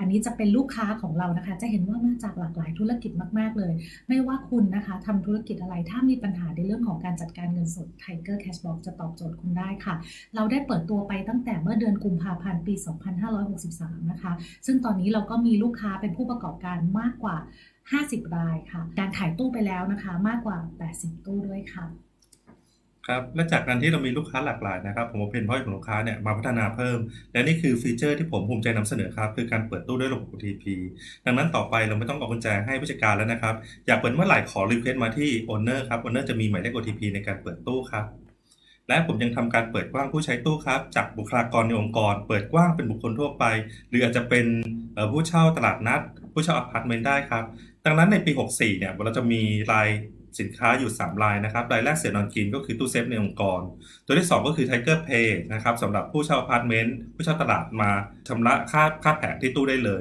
แล้วก็สุดท้ายครับตัวเสืออิ่มบุญนะครับสำหรับตู้รับบริจาคครับและผมยังมีพัฒนาต่อเพิ่มนะครับในปีหน้านะฮะจะมีอีกรายหนึ่งคือตู้เสือติดปีกตัวนี้ครับจะทำหน้าที่แทนน้องแคชเชียร์เลยจะมีระบบบริหารจัดการ POS นะครับสามารถรับเงินสดแล้วก็ถอนเงินสดได้และที่สำคัญคือรองรับการชำระด้วยแคชเลสครับสำหรับ Marketing แทนนะคะเราก็ได้มีการออกบูธนะคะซึ่งเป็นช่วงก่อนที่จะมีสถานการณ์โควิดนะคะเราก็มีการออกบูธค่ะลงไปถึงเข้าร่วมกับหน่วยงานต่างๆนะคะเราเองก็เป็นหนึ่งในผู้ผ่านเข้ารอบนะคะเป็นตัวแทนภาคอีสานในรายการนิมมังกรแคมเปญด้วยค่ะแล้วก็ Tiger Cashbox ค่ะขอเป็นส่วนหนึ่งที่ยืนเคียงข้างผู้ประกอบการไทยนะคะเราอยากจะช่วยตอบโจทย์แก้เพนพอยต์ให้ลูกค้านะคะไม่ว่าตอนนี้ปัญหาของคุณจะเป็นเรื่องของเงินสดหรืออนาคตเป็นเรื่องของแคชเลสเรายินดีที่จะออกแล้วก็พัฒนาสินค้าใหม่ๆเพื่อตอบโจทย์และแก้เพนพอยต์ให้กับผู้ประกอบการไทยค่ะเพื่อที่จะได้ขับเคลื่อนเศรษฐกิจไทยนะคะกระจายความเจริญกระจายการจ้างงานไปสู่ท้องถิ่นทุรกันดารแล้วก็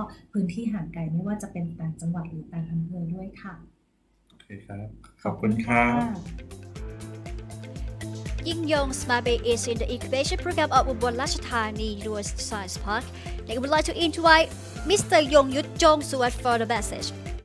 สวัสดีครับผมยงยุทธจงสุวัสดิ์ CEO Tiger Cashbox ครับสวัสดีค่ะปริษาจงสุวัสดิ์ค่ะครับต้องขอบคุณ Thai-BISPA นะครับ Tiger Cashbox เนี่ยเป็นสินค้าที่เกิดจากเพนพอยต์ของผมนะครับเพราะผมเนี่ยเปิดร้านชานมไข่มุก Quickly 12 สาขาแล้วก็ร้านอาหารอีสานมวดแซ่บอีก2 สาขานะครับดังนั้นผมจะมีเรื่องปัญหาของการจัดการเงินสดจำนวนมากนะครับผมดีใจนะครับที่สินค้าตัวนี้เนี่ยที่ผมคิดค้นด้วยตนเองแล้วก็ผลิตด้วยตนเองทุกขั้นตอนนะฮะได้รางวัลเนี่ยภูมิใจมากๆนะครับตัว Tiger Cashbox เนี่ยผมคิดว่าจะเกิดขึ้นไม่ได้เลยนะครับถ้าไม่ได้รับการช่วยเหลือจากหน่วยงานภาครัฐต่างๆนะครับเช่นอุทยานวิทยาศาสตร์ม.อุบลราชธานีนะครับแล้วก็ NIA นะฮะทั้งทางด้านคำปรึกษาแนะนำแล้วก็สนับสนุนอย่างพวกเงินทุนต่างๆในการวิจัยนะครับทีม Tiger Cashbox นะครับก็ขอบคุณ Thai-BISPA นะครับที่มอบรางวัลนี้ให้นะครับรางวัลนี้นะครับจะเป็นแรงผลักดันให้Tiger Cashbox นะครับผลิตสินค้าที่เป็นประโยชน์ต่อสังคมต่อไป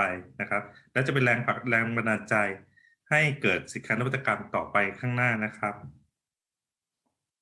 ค่ะก็ขอบคุณ Thai-BISPA สำหรับรางวัลนี้อย่างมากนะคะอย่างที่คุณนงรุตบอกไปนะคะรางวัลนี้เหมือนเป็นกำลังใจให้พวกเราที่ตั้งใจทำงานแล้วก็ทำงานมาอย่างหนักนะคะแล้วก็เหมือนเป็นแรงผลักดันด้วยค่ะเพื่อที่จะให้เราเนี่ยออกสินค้านวัตกรรมดีๆเพื่อประเทศไทยต่อไปมากยิ่งขึ้นและที่สำคัญค่ะเราอยากให้เรานะคะได้มีโอกาสเป็นแรงบันดาลใจให้นวัตกรหรือผู้ประกอบการท่านอื่นค่ะหันมาทำสินค้านวัตกรรมที่ดีๆแล้วก็เป็นประโยชน์ต่อประเทศชาติมากยิ่งขึ้นค่ะ The Tiger Cashbox is the product which was created from my pain point when I ran beverage business in Ubon Ratchathani province in northeast Thailand.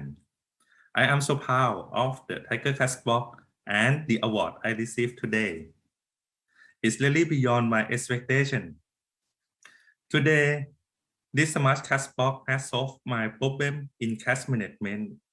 It's helped prevent many fraud and facilitate cash flow management. Everyone knows the cash is offline, but Tiger Cashbox make it online, can monitor and control online. The Tiger Cashbox has been used and approved by customers over 60 business in 18 months. The success of Tiger Cashbox will not be true without support of Science Park of Ubon Ratchathani University and NIA, National Innovation Agency. We thank Thai-BISPA for the opportunity to be reviewed and attend the competition and of course for the award. This award will surely drive us to future development. The Tiger Cashbox will be more innovative and fulfill the need of customers, which will be scaled and ultimately to create employment and develop the country as a whole. Thank you. Thank you ขอบคุณครับ ขอบคุณค่ะ I want to congratulate all the readers and hope that they will motivate everyone to put up the best performance. Besides being recognized as an award ceremony on the Thai-BISPA Day, all the winners will be provided on Thai-BISPA website and via news release. They will also be nominated to participate in the regional and global award program.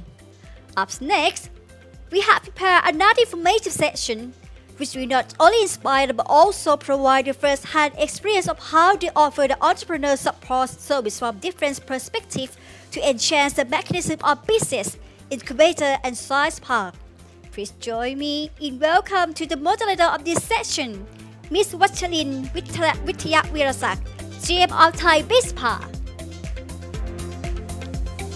Thank you, Ms. Bella, for your kind introduction, and welcome everyone back to the informative session again. We are now approaching the session we call Thai-BISPA Peer Sharing under the title of Build Up the Strong Ecosystem for Entrepreneurs to Thrive. So this day we are so honored to have our two prominent speakers. And now let me welcome them to be on stage. First, Mr. Michael Rabunza, partner of Connecting Founders, and Mr. Katitus Kemisis, CEO of Whatnot. Please welcome with a big round of applause. Hello there, how are you doing? Hello. Hello, สวัสดีค่ะ So I'm glad to have you both here, and wow, you are really providing us the kind contribution to this session very much. So in the meantime, I would go over with the first talk by Mr.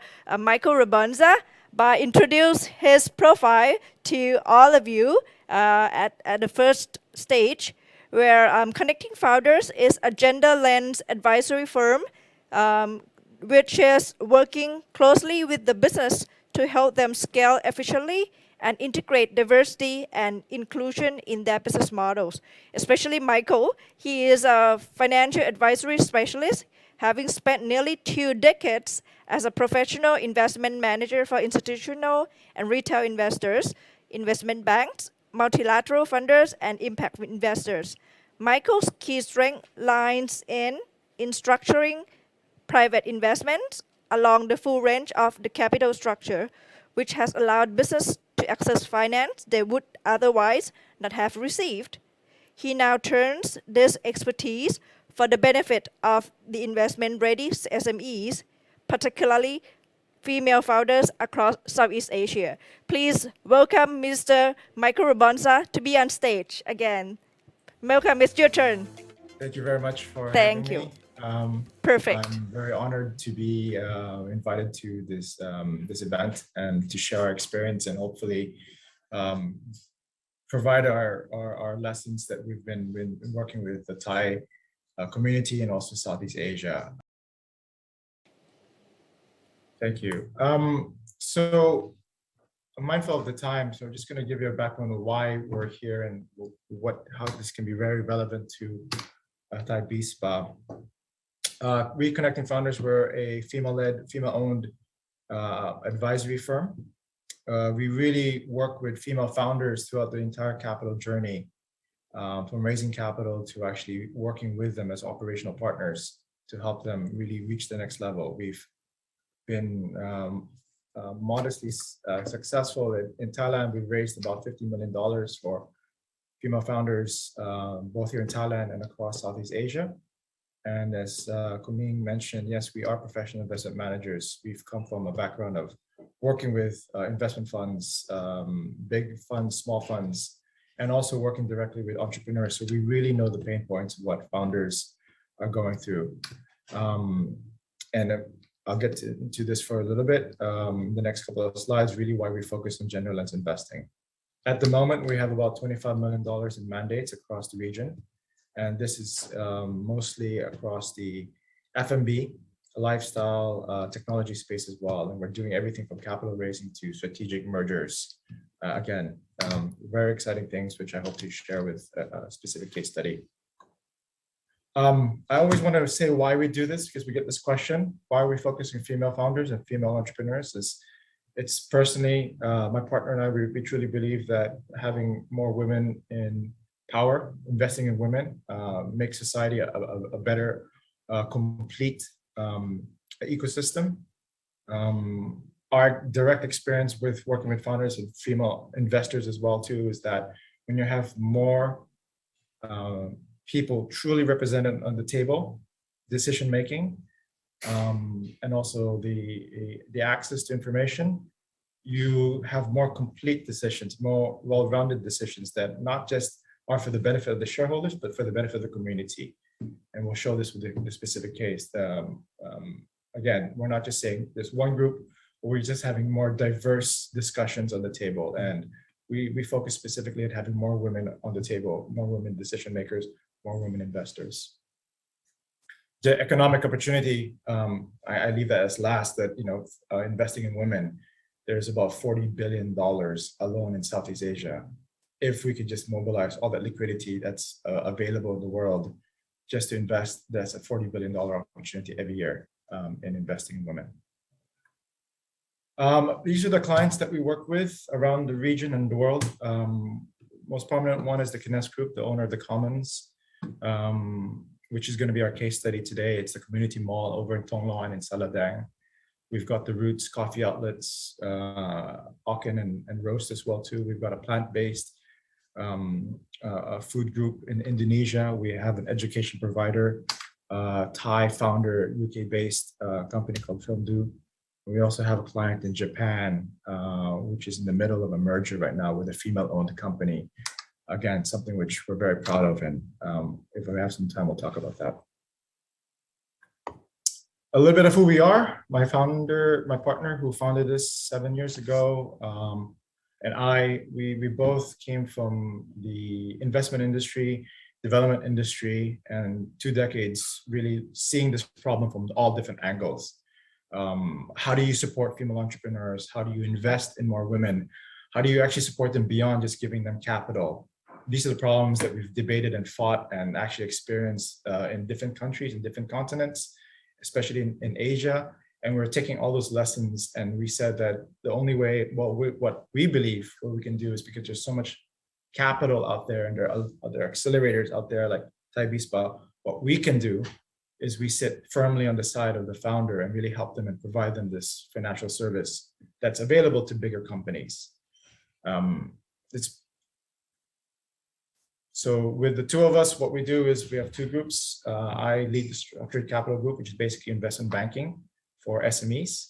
My partner leads the Gender Lens Advisory, which helps companies understand their entire ecosystem and make that more inclusive and more diverse. Today, we're going to be talking about the investment banking services. I'll skip this because I want to just show you directly what it is that we do, and so we can get to the case study. In the Structured Capital Group, investment banking, what we do is really, we understand the pain points of an entrepreneur. And when we talk about entrepreneurs, everyone from startups all the way to Series A, B, C, and in this particular case, SMEs that have about 300 million to 500 million baht worth of revenues. So they're not small companies, but they're also not big listed companies. They're really small companies that are doing well, but they don't get that representation or kind of financial services. Even the startup ecosystem really has accelerators like Thai-BISPA, but when you get to the SME level, really you're forgotten by banks. You don't get this kind of services that we are providing to SMEs so they can get to that higher level. So what is it that we do? We understand the pain points of entrepreneurs and founders, and really we let them, by listening to them, understand what their business is, and we tailor around it so that we can come up with a funding plan that makes sense for them for the entire journey. I think this is a whole lesson in itself. Like giving away equity too early, too soon is something which we've seen too many times. And so we find a way that we can come up with a sensible funding plan that will allow a business to grow as it scales up and get the right kind of partnerships and right type of capital. That's where we add matching founders with the right type of capital, the right type of partners that they're looking for. Again, the only way you can do that is if you're not representing from the other side, where you're forced to just give one type of funding. Because we sit on the side of the entrepreneur, we work with the entrepreneur, we work with the founder, we're engaged by the business. We can see that this type of funding is not good, that funding is too early, angel funding might be good, VC funding might be something that we need later on. We can really match that funding plan that fits the founder's mission. And investment banking services is really truly looking at potential exits and partnerships that a founder will be able to do. One big thing that I want to mention here is why companies are very mindful of their cash flow, of their capital. Why should they be paying for investment banking services?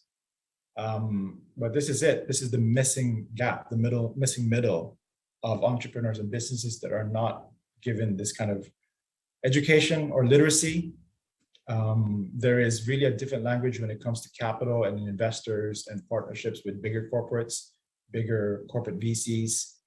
And most of the time, this language is not available. If it's actually given, it's mostly given from the side of the acquirer or the investor. So you can't really see the true or fair side of both. And so us being investors in our previous life, we're able to share these lessons and really break down the language so that we can truly understand how we can meet the capital and the founder, and then they can grow together. So having said all of those things, it's broken down to 3 services that we provide. It's really the investment readiness.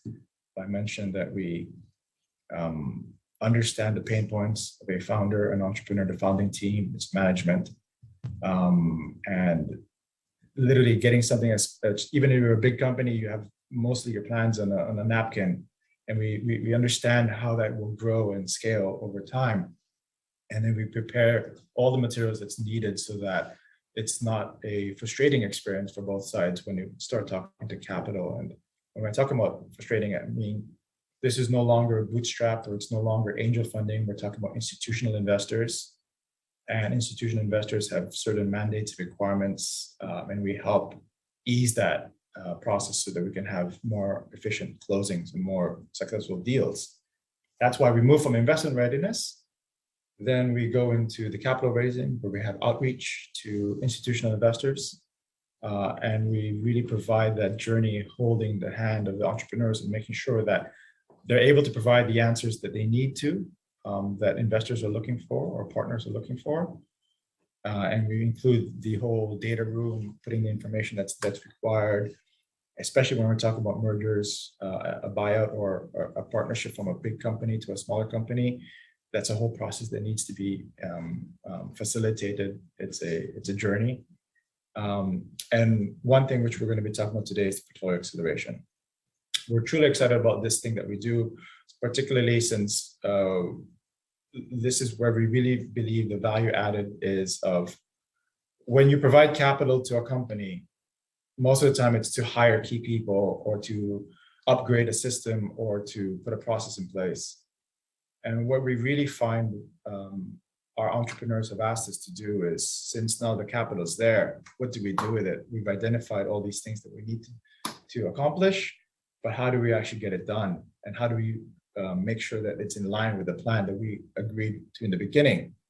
And that's where we step in as the CFO of the company, as an interim CFO for that 2 to 3 year period until we get to that next funding round. And we really make sure that the capital that was raised from these investors can meet the budgets, can meet the plans, and we put the right systems in place, the proper systems in place, tailored for the company. And this, I think, has been really the where we've heard it from many different sides, from both entrepreneurs and the investors, a value-added service that ensures the success of a business once it's funded.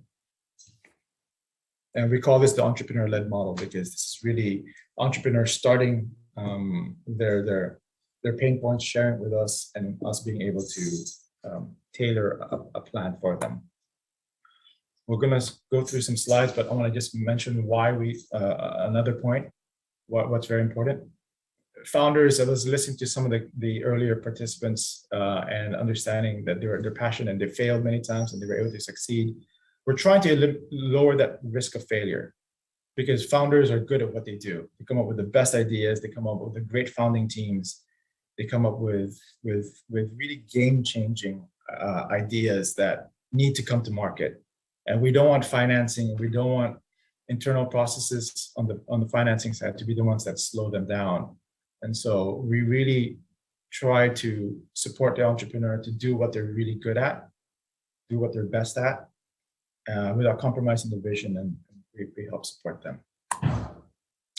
I think I already went through some of these slides, but just to go a little bit more on it. Investment readiness means really reviewing your plans and helping you tailor a business model that makes sense for your growth going forward. We create the materials and help co-create it together with the founders to make sure it's in line with the visions that the founding teams are saying. And particularly when it comes to strategic partnerships, we see this a lot, especially with our clients that are forming partnerships. Different companies are identifying different strengths. Big real estate companies, big property groups are saying, we're good at this, you're good at that, how can we partner? And so you do need an investment bank, even for this size, to be able to find a deal that makes economic sense and does have value accretion to both parties. And that's what we really truly help in the partnership stage. I mentioned about the capital raise. Again, it's the raising capital itself. It's a production. And we're happy to help founders through this journey once we've identified the right funding plan for them. I mentioned about the portfolio acceleration. On top of us helping raise the capital, we're invited by our clients to sit on the board of directors. And so it's a crucial step for us to be able to provide that governance, that support, that guidance from the board level. But at the same time, we're also now on the operational level, being the interim CFO and making sure that we're part of the audit committee. We're making sure that we're getting the month-end closings. We're getting our budgets straight so that we can report and tell our shareholders, our investors, that what we've said we will do when we raise the capital is indeed is happening. Higher success rate, minimize failures. And so this is a big thing about being more operational, being supportive to founders after the capital has been raised.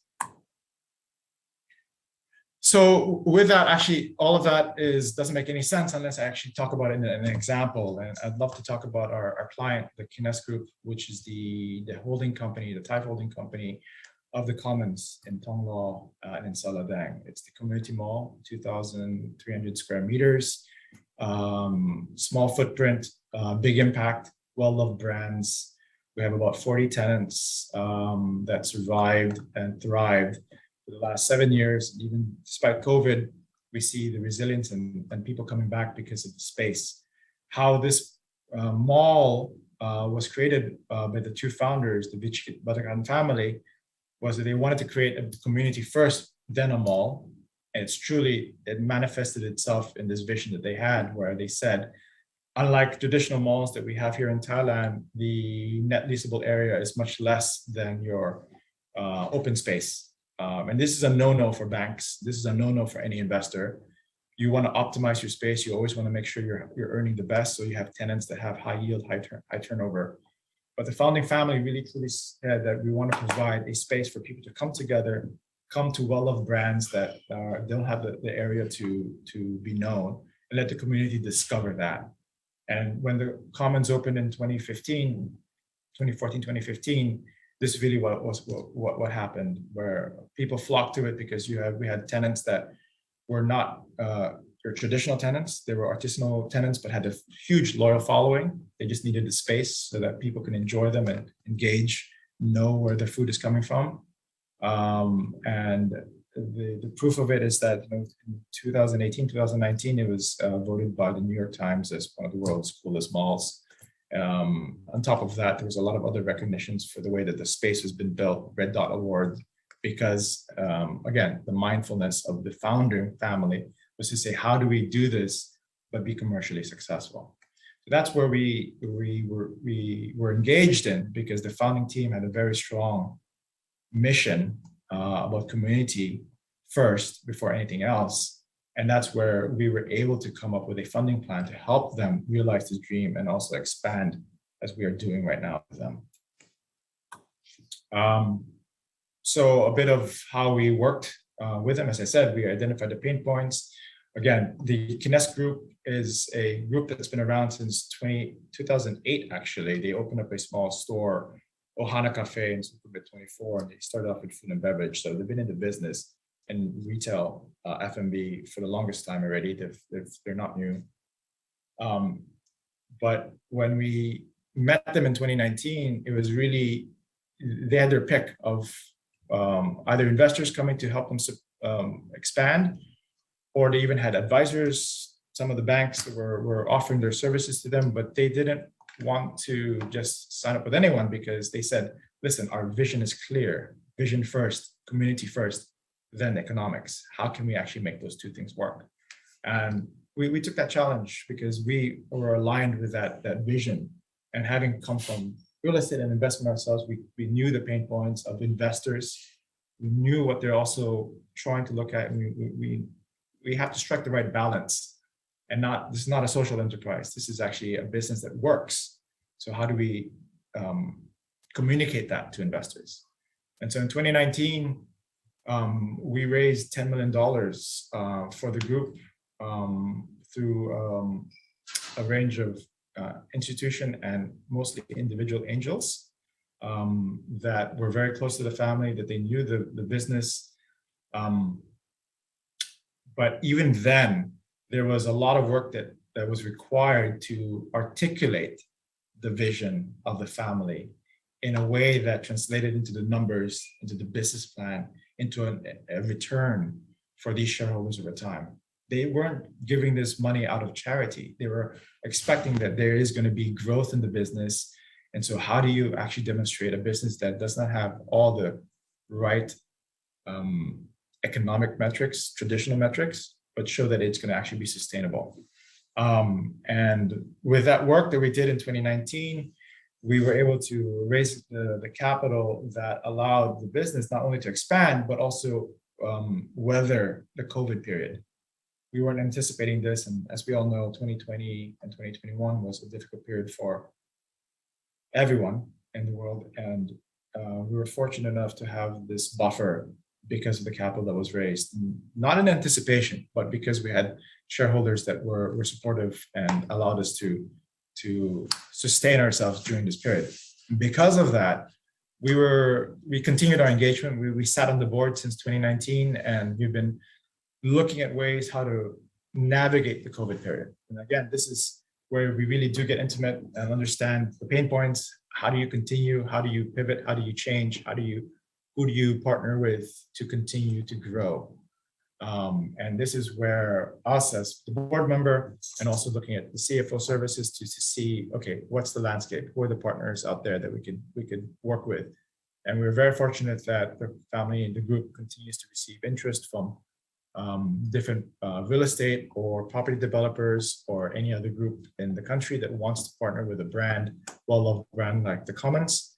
And so we've been busy the last 24 months actually, really working on strategic partnerships with these groups. And that was also a whole process of screening, qualification, identifying what true values are, and making sure that those values are aligned. And once that is, then that translates into a business plan that can be put together on paper and be executed. That's the work that at Connecting Founders, we provide that founder so that she is not alone in having to face this, because let me share another angle to this. The founders are well-capable people. They're very intelligent, highly, like most founders, like all founders that we know. You wouldn't be a founder if you weren't good at what you're doing, but it's just too many things to be taking on your plate. You know, you're an owner of a restaurant. You're going to open up like X amount of restaurants across the country. Your cash box, you are thinking of like nationwide distribution. You know, you have a very strong plan. And then now you have to think about the partnership agreement. The economics make sense. There's a lot for a founder to take on their shoulder. So that's why you have a co-founder, you have a founding team, and we're really honing on specific of the financial strategy. And that's where CFO as a service, that's where we step in, because some of these deals, they're good because there's a lot of money involved, but it's the fine print, it's how it's structured. Is it fair? Particularly when you talk about a like-minded businesses coming together with their prime, the priority is how do we make sure this is good for the employees, for the suppliers, for the community, in that order. Those things get lost when it's a cash deal or a transaction deal. And those things we have to be very mindful of and structure a partnership that ensures those things are honored.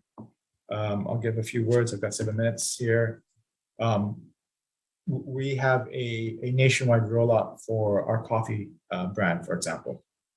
And in order to find the right partner to do this, we wanted to make sure that our brand is honored, the values are upheld, particularly our keen focus on supporting the farmers, investing in the farmers.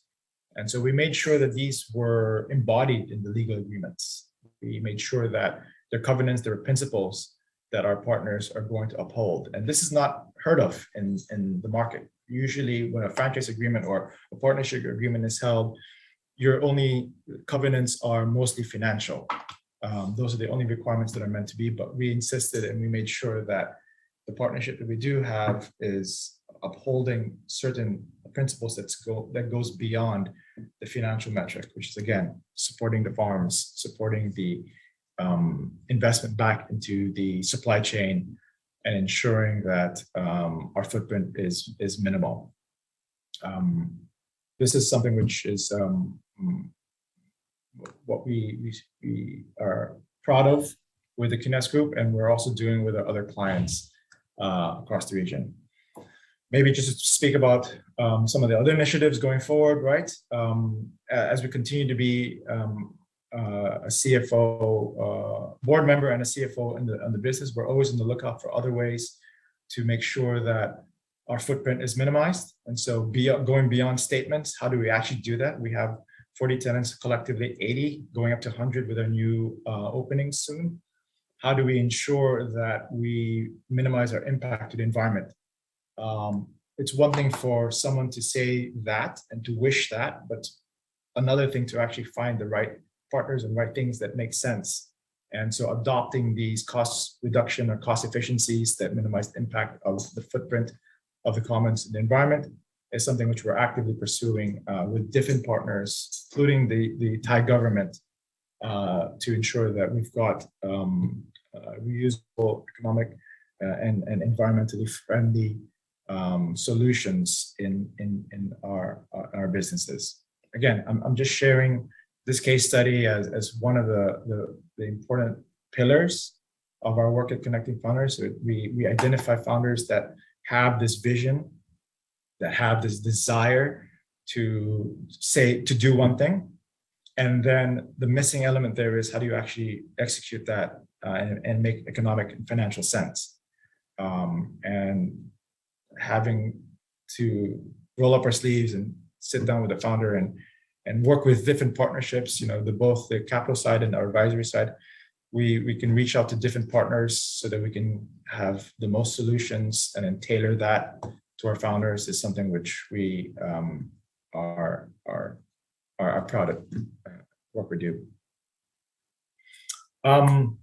I can briefly talk about also another example, which is closer to the startup company. This is a 5G technology company. This is a business which also we've raised capital for, and we also sit as the interim CFO. 5GCT is a solutions provider for governments and also industries here in Thailand that's going to be rolling out 5G technology as it comes across the country. Because of our deep relationships with both the telecom providers and the municipalities, we've been able to secure a first mover advantage, and this was validated and supported by our angels that we were able to mobilize at the beginning of this year. We raised successfully $400,000 from the likes of 500 tuk-tuks and other prominent VCs. Again, this was being able to communicate the vision of the female founder.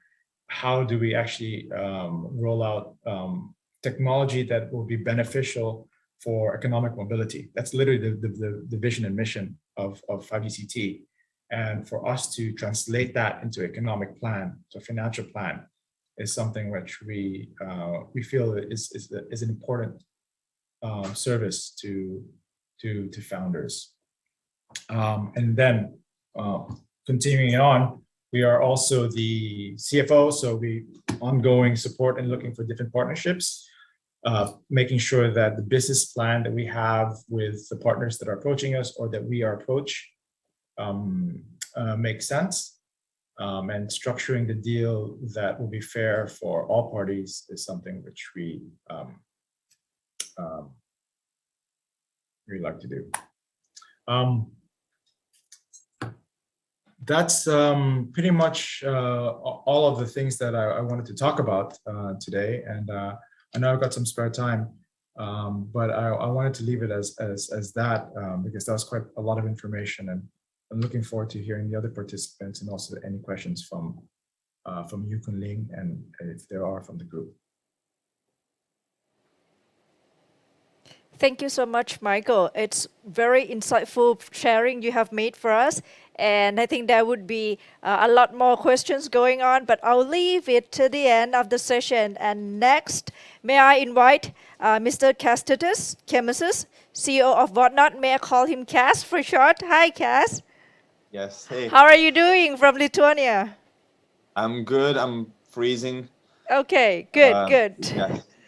But it sounds like you are having a wonderful, happy life over there, and please come back to Thailand very soon.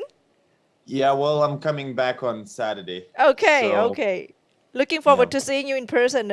Let me give the audience a brief introduction about Whatnot. So Whatnot is a corporate venture building company that builds scalable and investable businesses, focused on corporate innovation for the most ambitious organizations in Southeast Asia. Kęstutis has spent the last 15 years building startups since he founded his own first company called My Drink Beverage in Lithuania and sold it 6 years later. So he's been running a startup accelerator in London, UK, and currently is leading a Whatnot company in Bangkok. His passions are nature and culture, and his startup studio are turning ideas into reality. Please join me to welcome Kas to be on stage. Welcome, Kas. Please go ahead for your slides. Thank you. Thank you. Can you see my slides? Yeah, I think they are bringing it up very soon. Yep. Yes. There we go. Okay. Okay. So thank you for having me. I think that, well, thank you for Michael as well. I think it was very insightful and interesting to hear from kind of funding perspective and being able, you know, to kind of empower entrepreneurs from that angle. And I've been most of my life on the receiving end of funding. So as Kun Ling mentioned, yes, I started my first company when I was 19. It was 15 years ago, back in Lithuania. I borrowed money from my classmates' dads, families that like I knew that would have like, you know, a couple of €1,000 just to set up a company. I had no clue, you know, like how things would be working. I just had like enormous passion and just really wanted to do something. To be honest, like I think that I started my companies, like my business entrepreneurship experience even a bit earlier than that, because when I was 6 or 7, I opened my first shop with basically some neighbor girls.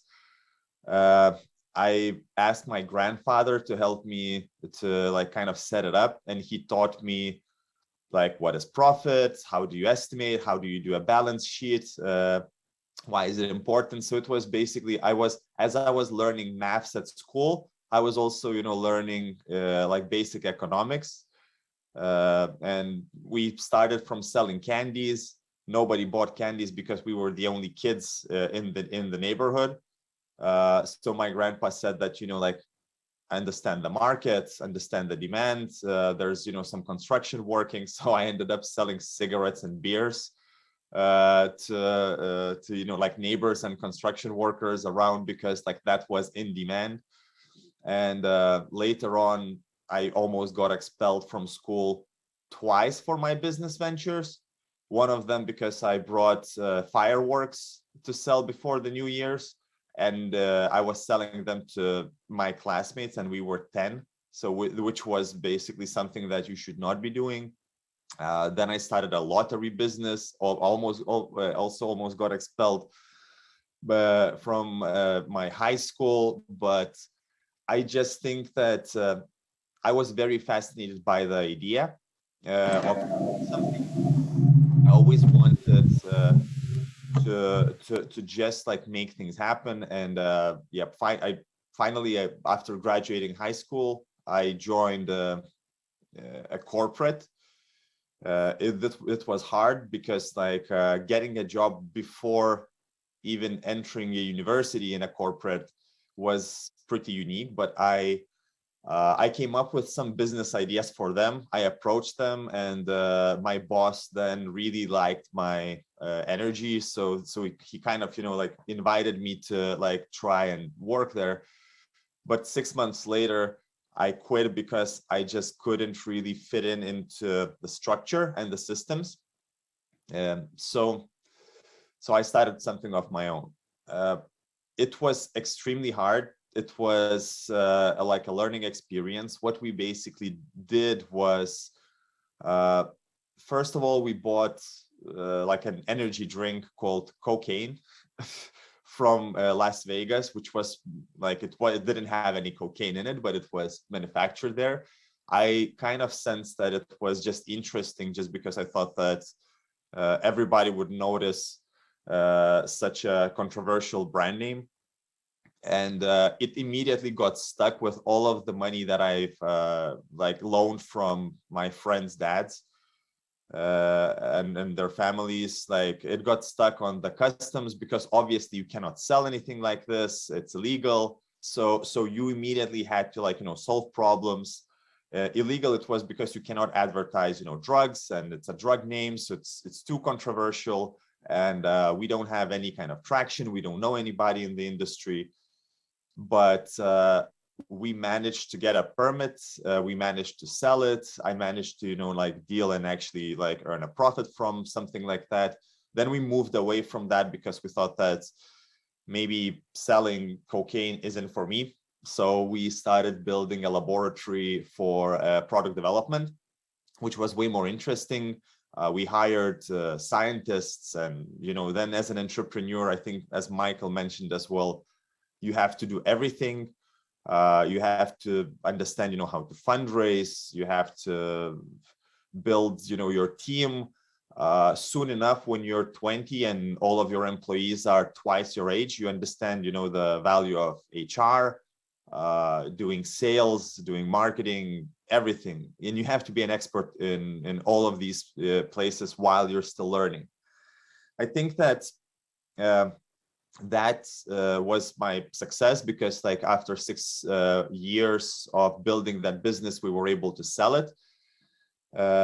I felt a bit tired and exhausted, so I thought that I'll do something else. So I started a business accelerator in London.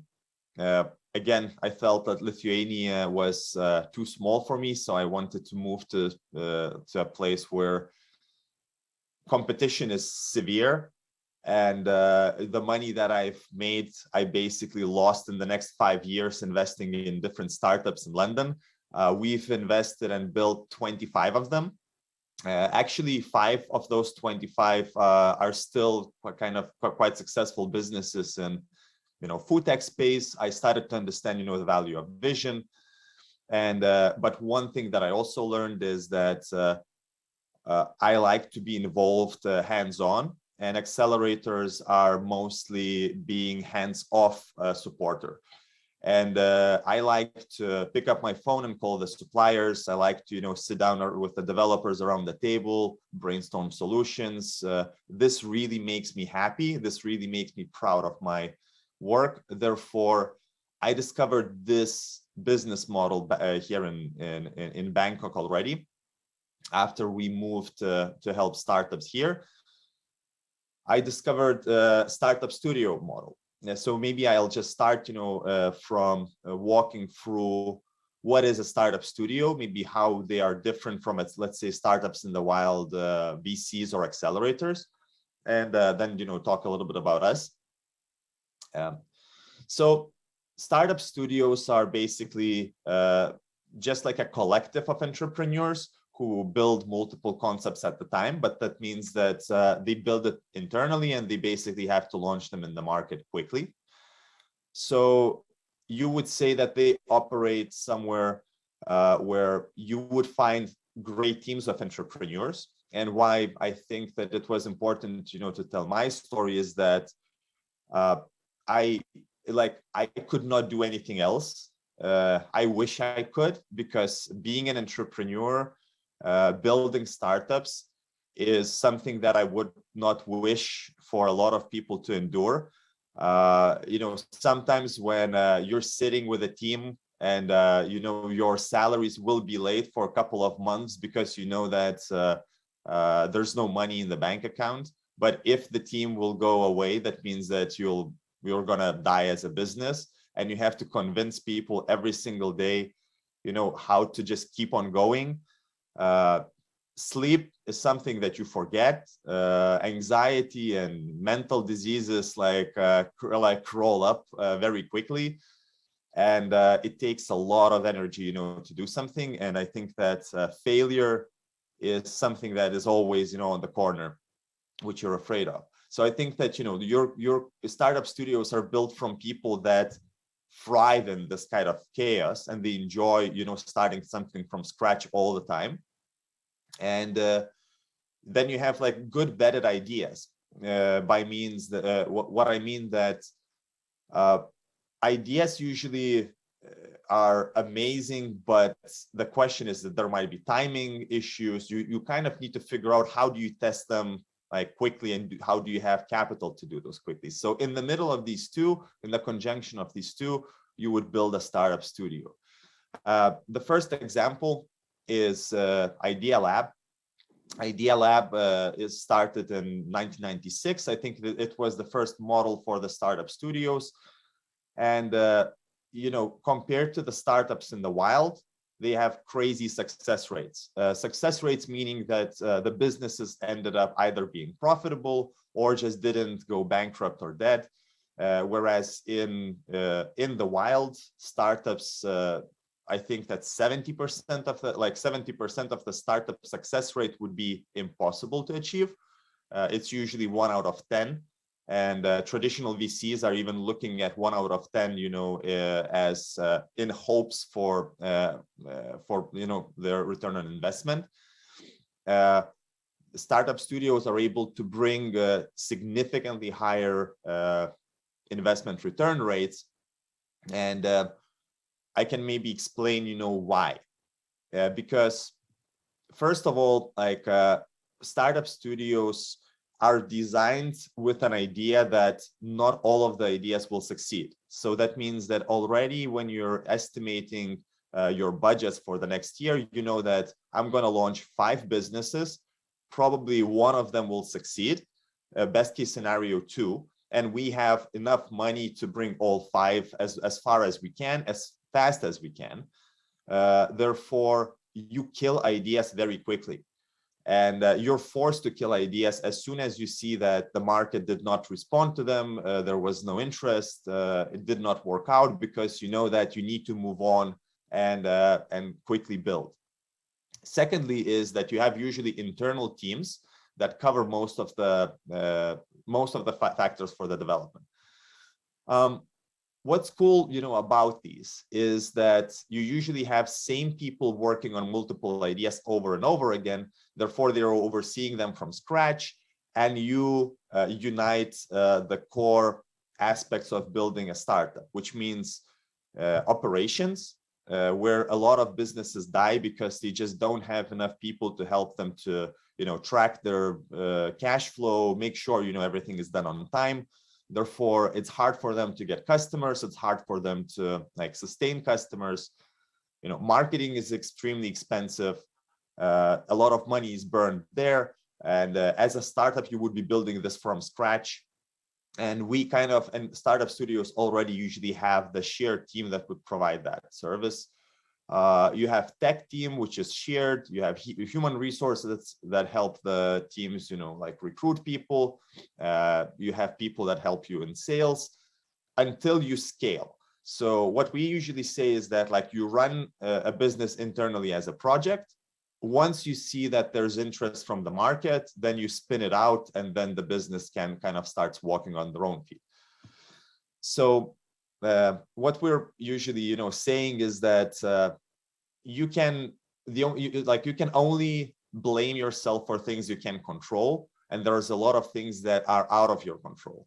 A lot of businesses, I think, when you're running a startup, and I think that Mr. Anuson from CocoaPeat, who we worked a few years ago, we helped, he mentioned, how many times he had to fail and how many times he had to try new businesses, and he just kept going.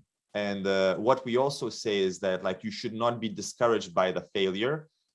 You should just understand that it's most likely that there was an external reason why you didn't succeed, or there's something that you can change. So how we're looking at building businesses is that you can change the direction of the, you cannot change the direction of the wind, but you can adjust and adopt and learn. So this is how us and most of the startup studios work. Internally, you come up with multiple startup ideas. I kind of see that startup ideas in our team, for example, they are treated like currency. We never throw away. We always encourage everyone to brainstorm from the most ridiculous ideas to to the more sophisticated, and we kind of keep them into our idea scrapyard. We constantly have to build new products, market new products, bring them to the market, and see if the market actually wants that product to exist. We never throw away anything. So research, designs, technology, everything is utilized, because we still keep the IP even after the idea did not survive. And with every single success or failure, you look at what was something that we had in control that we could maybe repeat, or what was that learning experience. So therefore, not only that you salvage some of the concepts, but you grow as a team to understand where you could do better. This is, I think, the key factor why those startup studios in the recently have been seeing such a high success rate compared to startups in the wild. So just a good example, I think there's Science Incorporated is one of the startup studios in US. They are, again, they're working with the businesses from recruitment to providing tech development in their Bangalore offices, to sitting on the board, working with entrepreneurs. And those entrepreneurs, they don't leave if the idea did not succeed. They just scrape it, they cut the losses, and then they start working on something else. One of the good examples was actually Michael Dublin from Science Incorporated, who started Dollar Shave Club. This was one of the ideas that literally blew up because of the viral marketing that they did, which is, it's a success. You cannot so easily create a viral video that suddenly would sell 12,000 units of your product in one day. So they stumbled across something that worked. They tried many things before that didn't. And suddenly, like they managed to penetrate a market that was owned by, one major player, which was Unilever. They grew their sales from 4 million to 65 million in like in like less than, I think, than 2 years, maybe almost like, 2 years or more. And then they sold it in 5 years for 1 billion to Unilever, and moved on. This shows, how quickly like a business could happen. And just because they managed to stumble on something that was, first of all, went viral, that means they learned from their past mistakes and did something right. And secondly, it was something in need for the market. Dollar Shave Club are basically just shaving, like you would be subscribing for $1 a month to receive a new shaver, delivered to the door. Subscription as a concept wasn't yet popular for in-demand products, for fast-moving consumer goods. They tried it out, it worked, but they had to try many things before they actually arrived to that destination. So a little bit about us in the last 10, 12 minutes is like our goal, and what we basically say, and our motto is, do or do not, there is no try. Like Yoda says, there is no idea that like I will try. You just do it, and if you trust and you believe in it, you just have to go ahead and try and do whatever you can. And we are considering ourselves to be an idea powerhouse in a way, with commercial interest in big scalable ideas. We are built by entrepreneurs. So as you know, myself and my co-founders, we've seen bankruptcies. We've seen other startups that like went from like raising a lot of money to having no money because the runway ran out. We've seen really good success cases that also helped us to like be like financially stable, and then lose it because like you were like overestimating some of your ideas. But it was pretty much our own blood and sweat and tears that we put into building these businesses, and we're looking for other people to join our team that are kind of the same, somebody who tried, somebody who might have failed. We keep very close relationships to venture capital funds, because they kind of advise that someone who might be running out of business is a very good entrepreneur. It's just that he managed to come up with at the wrong time at the wrong place. And we have a very clear focus. We're trying to shape the world the way we imagine it, a world with balance between nature and culture. So we have very strong passion towards sustainability, or projects that can like basically walk towards sustainability, and something that is just the beauty of the human culture generally. So what is that we do? So we launched 4 businesses in the last few years. Actually, we started around less than 2 years ago. So one of them was that we just actually closed the funding round for like basically the post-seed Is Ubi. So we know that precision technology can revolutionize how we use our farmlands, and we were thinking, that we need more wild nature, more reclaimed land for the nature from the farmlands. And one way how you can do this is by doing the farming by making it more efficient. We stumble across drone technology, and we just decided to build kind of like Grab, but for agricultural drones in Thailand. Secondly, we are working with Pruxa, one of the biggest real estate developers, to work on multiple startups that can help them to like enter different spaces. And what we're looking at is property renovation, because we think that the greenest house that you can build is the one that has been already built. So what we're trying to do in Southeast Asia is to have actually more spaces like the commons. Like we're suggesting, renovate, take, like an existing space instead of building new, like build something that is like more like empowering, like that's why we're like building Zeta Core to empower interior designers that basically aren't paid at all in Southeast Asia, or they're paid, a lot, but mainly, like they're struggling. So we're just trying to like incorporate sustainable interior designers and exterior designers.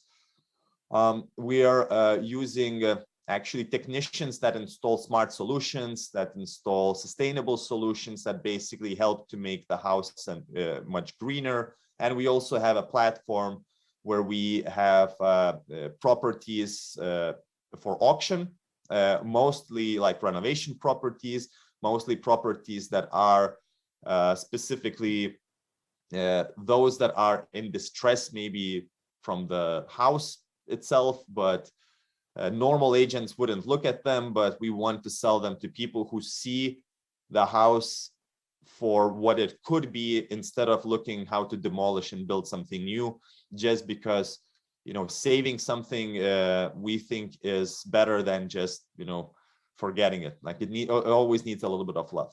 So these are 4 startups that are already out there, and we are working on several businesses at a time. So as a studio, we have multiple, like concepts that are working.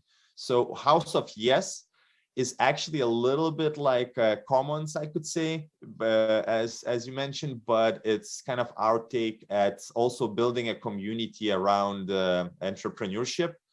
We just want to open like a small bar with like a small like private cinema space.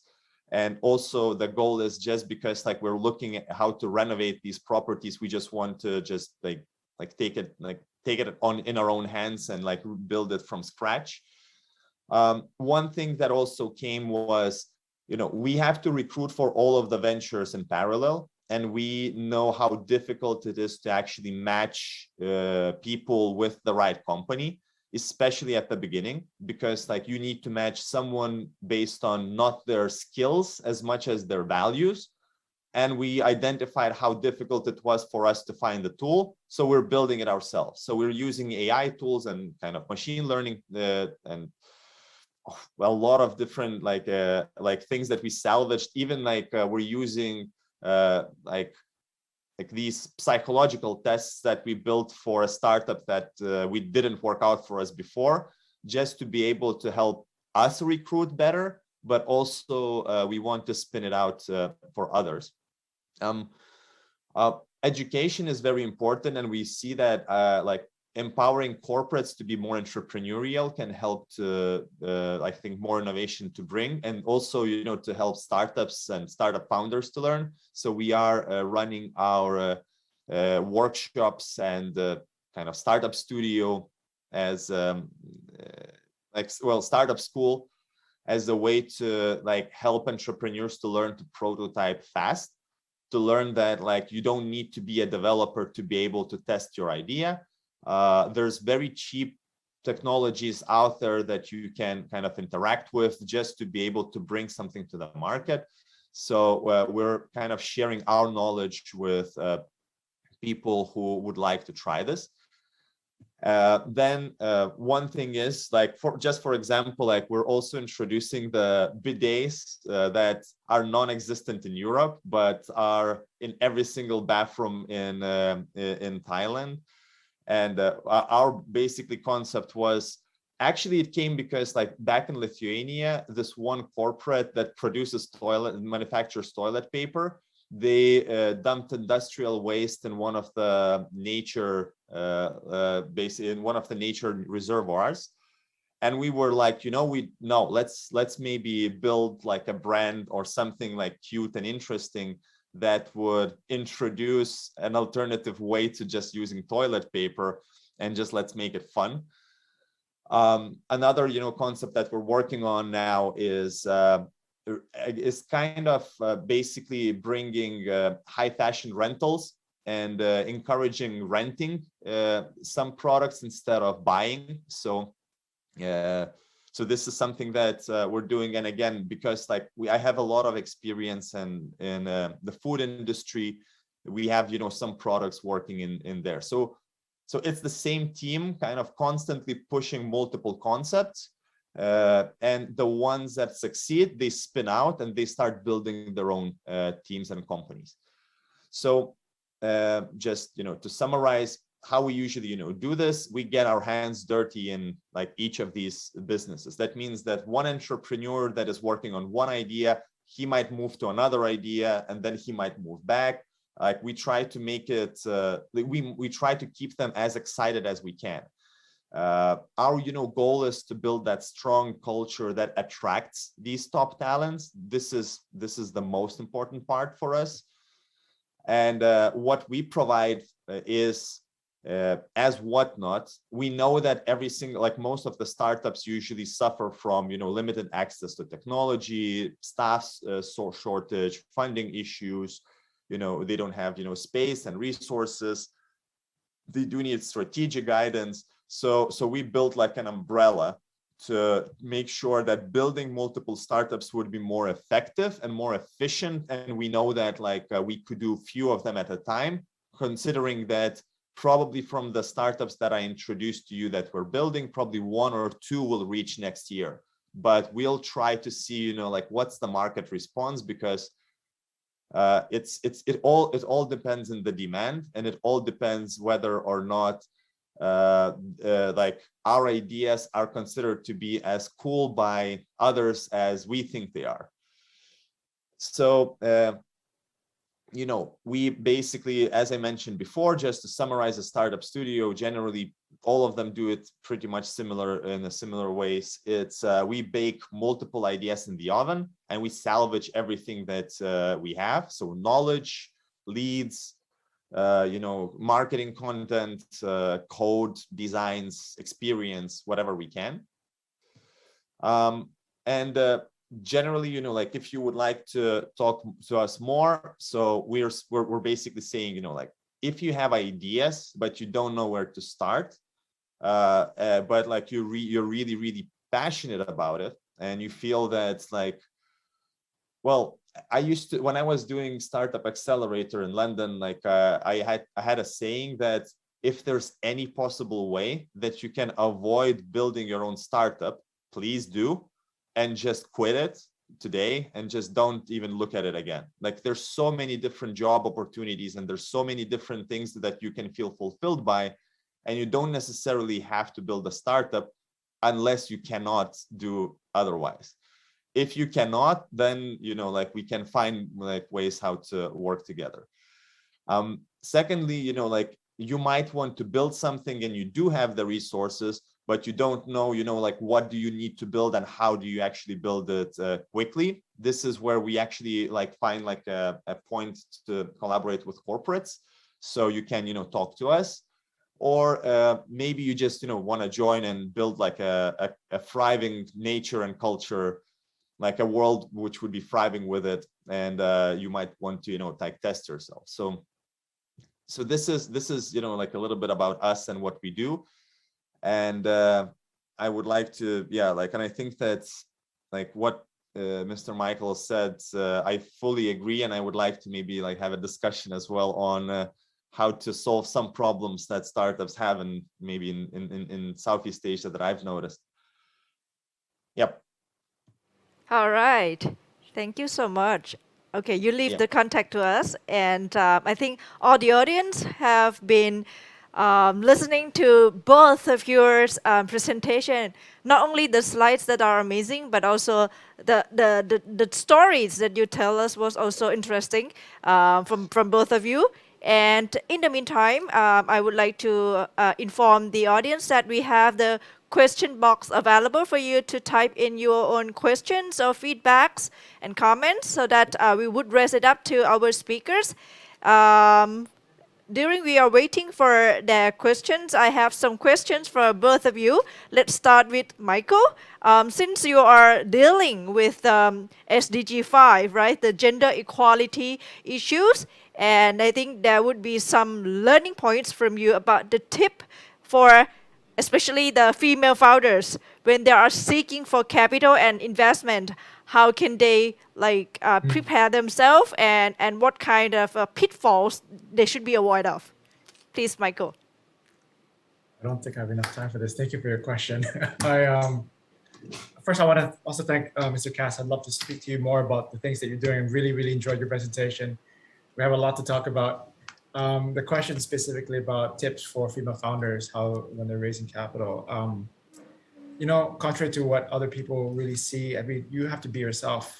Really, one of the things which I find, I don't want to be negative about this, but there's a disservice about trying to adopt yourself to who you're speaking to, where really an investor, the right type of investor, is going to appreciate you for who you are. Your vision, no matter how it's said, has to be appreciated for how unpolished it is. And so just be yourself, because you are completely unique. You are bringing something else that no one else can do. Every single person in this world is truly absolutely unique, and you have to really show that side of you when you pitch. So really, as much as we have heroes, as much as there are ways that we can learn from other people how they do things, investors or capital, or again, other founders are just going to be attracted to what you bring to the table. So the more you are yourself, and you have the basics, you are really going to stand out, because people get to see really your unique value, what you're bringing to the table. And then when it comes to, again, knowing your numbers or knowing your business plan, those are things that can be learned. Now, textbook, a lot of resources, a lot of people can help you. We can help you, but we can't help you be yourself. Right. That's what we want founders to always remember. Both men and women, just always be yourself.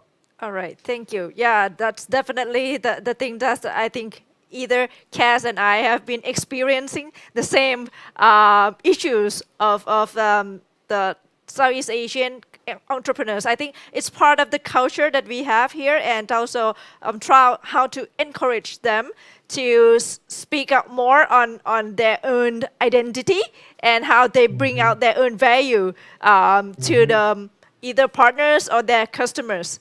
Maybe Cass, would you like to add something for the first question? Yeah, I think that it's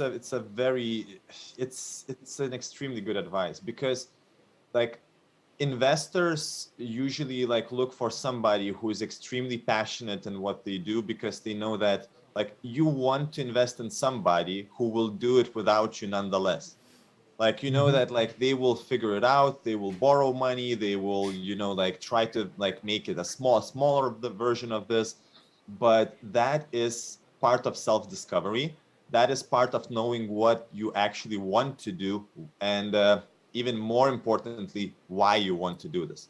Right. So I think that there's answering the question why, which is learning, yourself, your skills, your passion, your values, your motives behind, that starting that business, will make you much more confident in yourself.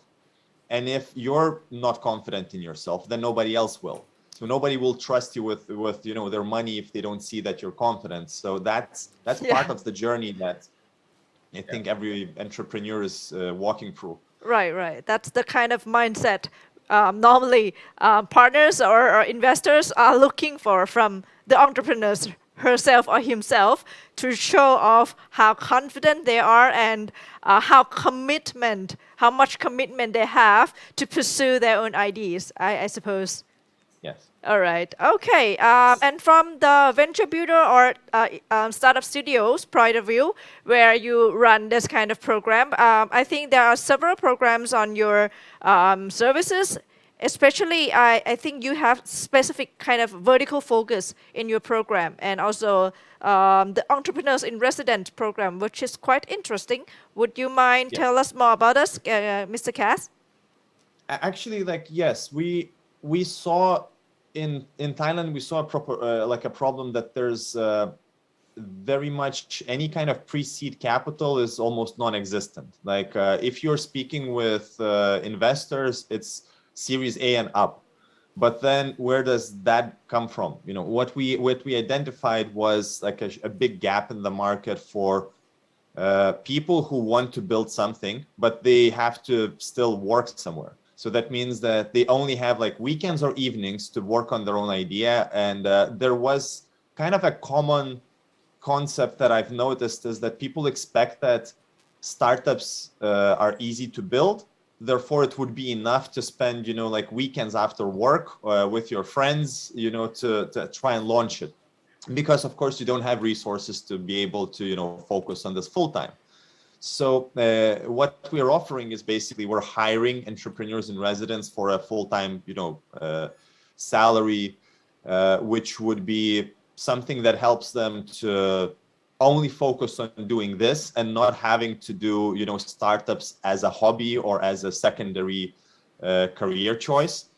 And we do provide them with the required resources. That means that you have, developer team that we've tested and we've tried. We have designers that we've tested and we've tried. So that means that you don't really have to also spend so much time looking for a co-founder or looking for somebody who will kind of fit in and, help you out. So yeah, our program kind of focuses on those entrepreneurs that do have that drive and ambition, and they kind of already understand that they do want to build something. And that maybe coming back to the previous question, they've already identified that there's a why internally that they need to answer by expressing their thoughts, their ideas with with a concept. There's a huge drive to change the world maybe, or see the world or build the world the way they would actually see it. But they just don't have a chance to just drop everything, quit their job, and then suddenly, work on those concepts unless they get funded.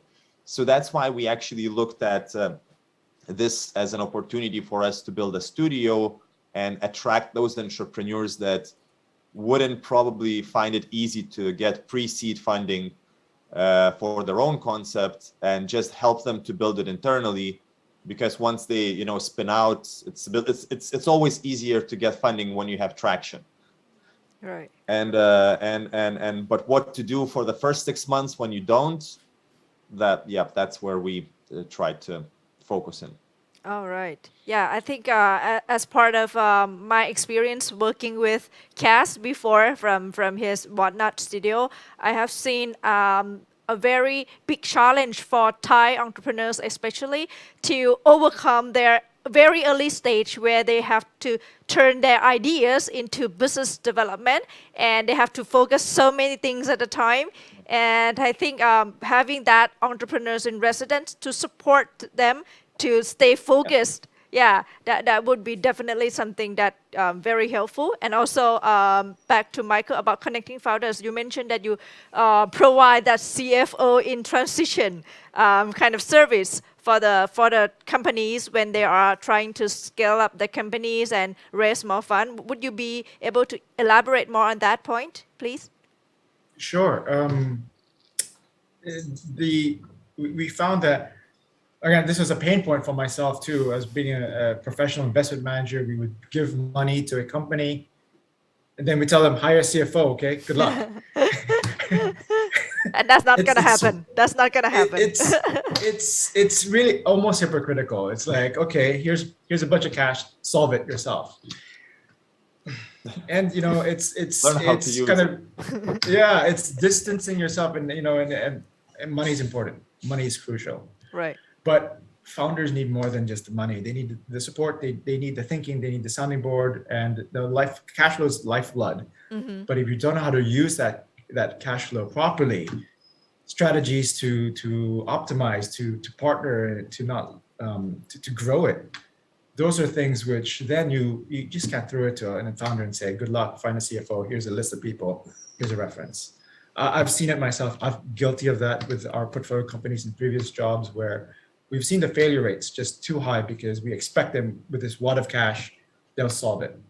So we said, all right, let's just bite the bullet and then really just demonstrate what it really means to be the CFO. And actually, these are the things.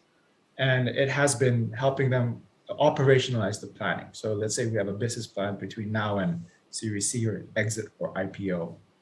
How do you actually put that into tangible rolling forecast? How do you actually build a team, a finance team, so you can have efficient closings? How do you build a treasury team? Because now you're going to be raising capital with excess liquidity. These are things which, yes, you can't just stumble upon. And building that is part of a CFO function, entire strategic all the way to operationalizing. It's the backbone of a business as it scales. And not all businesses are the same, I would say, but particularly for brick and mortars, like the commons that we were talking about, we also have in Japan, it's an RV company. I mean, these are hard assets. So we're not talking about software. So you've got to be mindful about how you actually manage inventory, how do you manage merchandise. These things, again, you have to have a very strong COO and COO working with the CFO team. This is the kind of work that is not taught, and it's and unfortunately expected for companies to just figure out on their own. So that's the kind of work that we do once the funding is in. We sit down and help operationalize these plans on the financial level. All right, that sounds great, because I've been part of the C-level of the growing companies located in Bangkok, Thailand, and I found that it's a big burden of the team to have the CFO on board, and they are struggling with it for a very, like, I would say 3 to 4 years to find the one that fit right in to the business, and also the other team members. Maybe you want to add something, Michael? Yes, and I am very conscious as a foreigner. Yep. I think maybe just to premise that, yes, culture fit, its skill set is one thing, but it's really the fit. How do you fit within an environment to thrive, to work, to navigate? It's politics, it's human affairs. Right. You can't just come in and eradicate everyone. And you know this. This is, and one of the things which I liked Mr. Cass's story, about like, you have to really thrive in this environment. And the one thing which I didn't mention, the reason why I guess, I wake up in the morning and do this, I started my career actually in distressed properties, turning things around. And so things are by nature, they're destroyed. They're already about to be discarded. And you see love in it. And like, what do we need to do to turn this around? And that's way more than, again, putting money or paint a code. It's like working with the environment, the contractors, the suppliers. What's there? What can we do to turn this around and make this a transforming assets to be producing again? And having that mindset is really, really crucial when you get into any environment. Same thing for any SME that's growing. As you, Kun Ling, mentioned, growing is not just getting the best qualified candidate. No. You've got to navigate that, and then you'll be able to see this, okay, here are the pain points. How do we actually, again, I say human affairs, not manipulate, but really have earned the trust and work within the system to a point where, okay, then this needs to be changed. How do you inspire, motivate? All of this is human affairs. Right. Yeah, exactly. Cass, you want to add something? No, yeah, I think that it's so hard because like as you grow with the business, like it's self-awareness is one of the most important things that help you to not die as a company. And being self-aware that, let's say, am I growing too fast? Like, will I be able to sustain that growth, or should I take that money? Like some startups, like they overfund and they take more money, and then they have to kind of like, downvest or like reduce, their value drops, and then suddenly investors are not as happy as they were like 6 months ago. Can you deal with that? Maybe you should not. It's such a human factor. And a lot of people, like before, like especially because we worked with corporates as like our core investors, that would want to understand what's the secret recipe for building startups, as most of like probably corporates like to, because they like to already have like a system in place, and maybe there's like a secret sauce. And I was basically, I don't know. It's probably a lot of that is feeling, and the rest of it is finance. So you just like being a firefighter along the way. Yeah, it's you know, like it's exactly are the people in the team self-aware enough? Like, do they understand how far they can handle, how much pressure they can handle? Like, how long can they go paying themselves 10,000 baht a month? You know, like even this, like when startups bring you like their financial plan and they're saying that like it's 5 founders and we're not paying ourselves any salary for the next 5 years. And you're thinking, no, will your wife gonna be happy? Like, isn't this gonna kind of like be a crucial point that is gonna destroy your whole team balance? Yep. Like, Yep. but like these are the I think that lessons that a lot of people need to hear. All right. Okay. I think for the last food for thought for all the audience, I would like you guys to share your own points of view about the next chapter of entrepreneurship in Asia. What do you think what it would look like, and how the entrepreneurs can get themselves ready for the future? Maybe we'll start with Michael, please. Thank you. The future, the landscape for startups, entrepreneurship in Asia, even the last 5 years, has just been exponential. Yep. And it's not something which is inevitable. It's here already. For Thai startups, there's so many lessons around the region and also internally. Trust in that. Trust in your values. Being self-aware of what it is that's important will produce a lot more of these game-changing, life-changing ventures.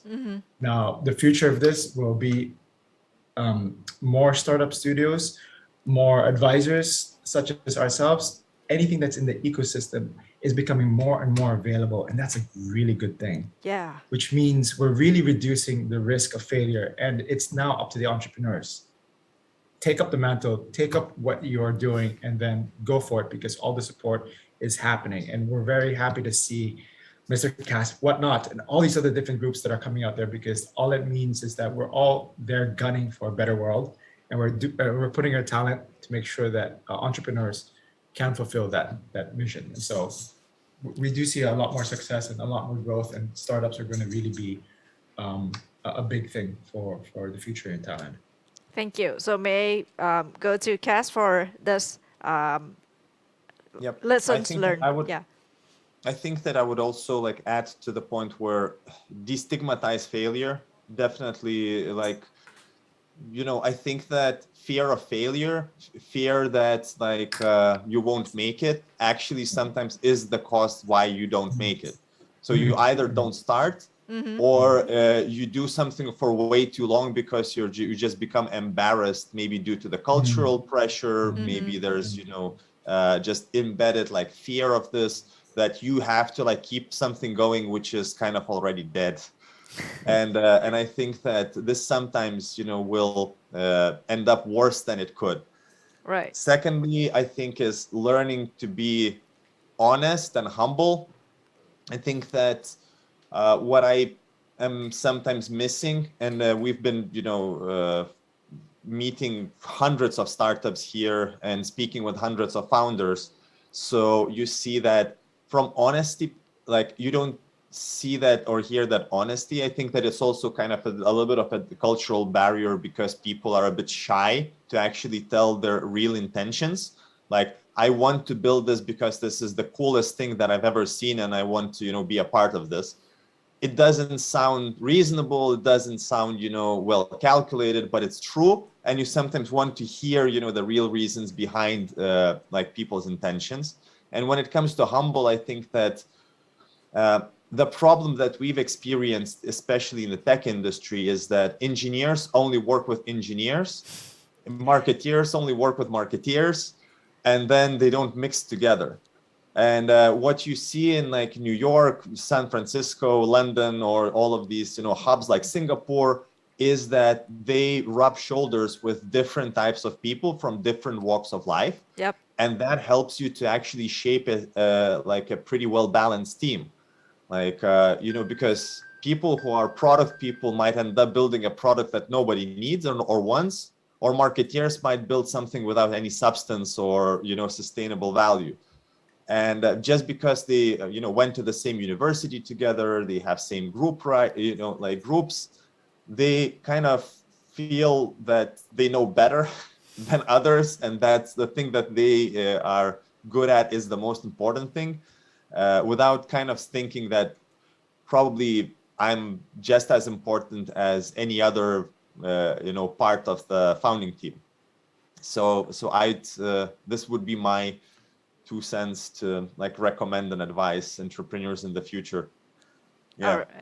All right. Thank you so much, Cass. I think throughout this 1.5 hours that we were discussing and sharing, I think human affairs are at the top success factors that we all mentioned about it. And I think the audience from business incubators and science parks around Asian Pacific region would also agree with us when they work with the entrepreneurs in their program, and they have found and face these problems all the time. So I think it's time when we have to change the mindset and shift ourselves to the next generation of having the entrepreneurship in the more sustainable way. So thank you so much, both of you. I'll try to hook you up in person very soon.